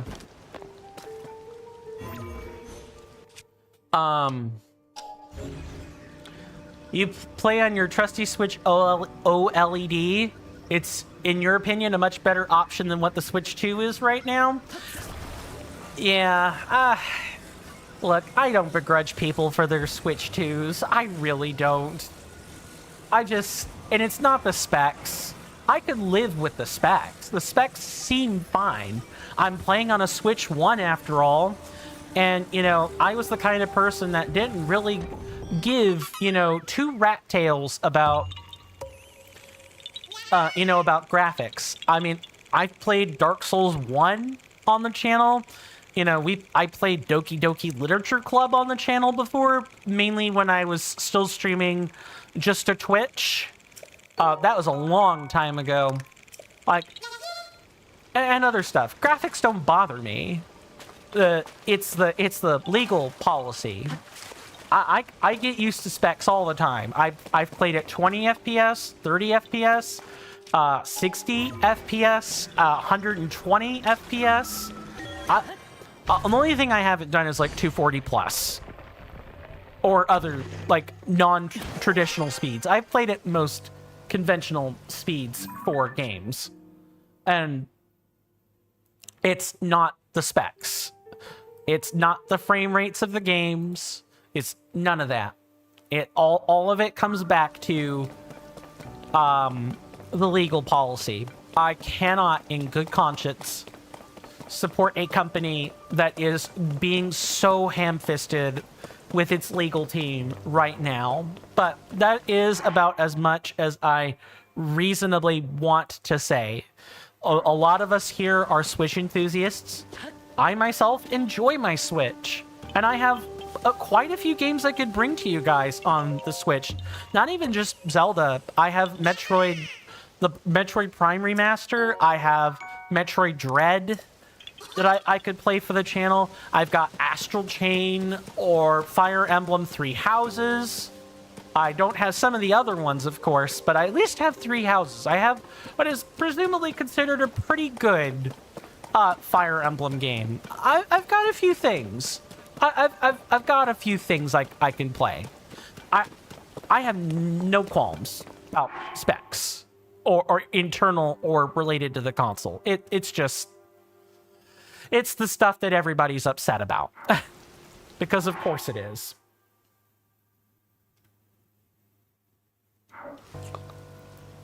That said, I do hope everybody... I just passed by whatever this was. There's a seed right up there. We're gonna find out if it is if it's something else. Okay, so if I go back and look...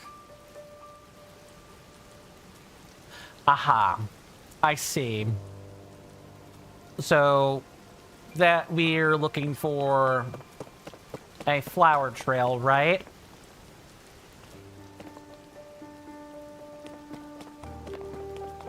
Is that down here somewhere? Or what precisely? Catching up on chat. I wait with getting a Switch 2 until they release a better version of it and some actually worthwhile games. New Mario Kart or Donkey Kong does not cut it for you. Fair. That is an objective reason to wait for the Switch 2. That's totally fine. I am definitely being a hippie on this one. I know I am. I sound like someone that's like, hell yeah, man, stick it to the frickin' establishment.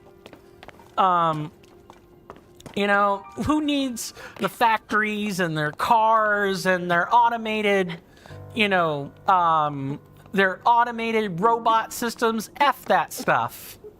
Or however the hippie sentiment happens to go. Of course, these days I would say it's definitely not. It's not the hippie sentiment. It's more of a neat sentiment. N-E-E-T. It's an acronym. They're like the modern day hippie now. Ugh, what on earth?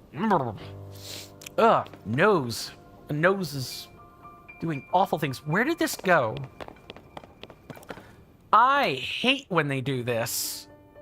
Where did this flower trail run off to?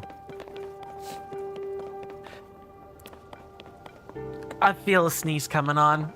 Sorry if I'm not being excessively chatty.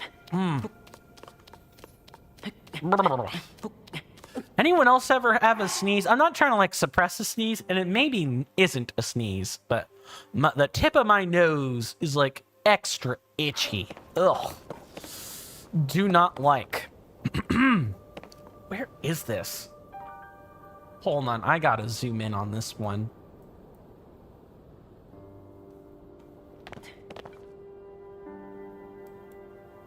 What? Really? I guess it's called using your eyeballs, Coin. This is definitely a... I can feel my wits evaporating in your mere presence. moment. Definitely that. Okay, that is it. I have changed my mind. We gotta keep it at this number, boys, girls, and non-binary people. Gotta keep it at the nice number. The best kind of number. No more Korok collections. You know, well, give a round of applause, everybody. Okay, now that I've gotten the puerile, 5-year-old joke out of the way, let's actually get back to being serious. Sorry. Yes, I'm the kind of person who... I'm an old fogey when it comes to the internet. You know, the funniest, like, the quintessential memes I remember would be like Harambe. I remember the Harambe meme. I don't, or, you know, if I do recognize a modern day meme, it's not because, you know, it's not because it's actually sat fondly with me. It just happens to be, you know, the thing that everyone is saying currently. It's like the Hawk Tua meme. Like, I know about it because other people have talked about it. That's really my only reason for it. The most... that was a stupid thing to do, Coin. There we go. Get the one arrow material, sure. I'm willing to bet. I don't see anything underneath. But we can cheat. What? I'm sorry, what? The game just let me move through this without a lick of objection. Can I say that this is my favorite power yet? I think I can. I feel like such a filthy cheater, even though I know I'm not. Like, this is what the game intends. It feels like such a cheat. It really, truly does. I think I know what the particular Korok is here. It's gonna be a set of fairy lights. Let me make sure I've caught up on chat here. Yeah, I know, very nice, right? I know all the gentlemen and ladies certainly seem, and the non-binary people too, seem to think so. It is nice. It's nice to be able to do this.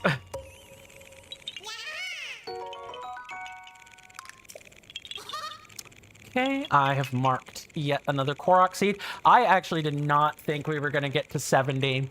That just blows away my estimates. So much. I thought 65 was like the top estimate today. I'm floored. Thank you guys for sitting through this, by the way. I'm pretty sure this is... What on earth? Why did I mark those? Oh, I marked those because I wanted to go around the edge, and also they're not even the right locations. This is just me misreading the map all over. We might as well just keep going the way we're going, and we'll get the ones on the edge later. This one is right here. I know collecting Korok seeds can be a bit boring, because it's like, ugh. Grody. Most people, I think the same is true of Breath of the Wild, the same is true of Tears of the Kingdom as it is Breath of the Wild. Even though the Koroks are better, right? I get the feeling that a lot of people are still going to say, why 1,000? Why so many for the full completion experience? I said this at my end of game evaluation for Breath of the Wild, where I said the biggest detractor from the full completion experience is the Koroks. It's just so much of the same thing over and over. It's like right here. You know, this is like tedious. If you guys notice the stream title, I'm ribbing the game a little bit for this, where it's like, oh, hey, yeah, look at this tedious thing we have to do all over again. Neat. It is tedious, but I'm hoping that in the midst of this tedium, there will be some new things to come forth and surprise me in regard to said tedium. Like, I'm hoping there are some new things. I'm pretty sure I don't want to do this. Oh, I'm like way off the mark. But what the heck is that? Oh, I'm doing the typical open world thing. I see something, I want to know what it is, and I definitely shouldn't see what it is. Yeah, there's no way. There's no way. I should just sail into the void. What? What? What? What? What? What? I mean, okay, it's a chasm. It's a chasm. I knew I was jumping into a chasm, but I was just expecting this to void me out or like go toward the end of the game. Should I like reload or like teleport?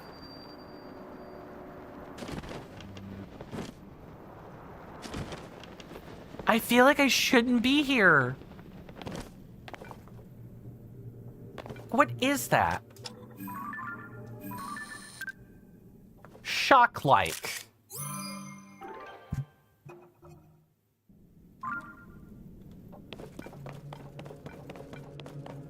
I'm getting the impression this is the end of the game. Yes, very, very much so.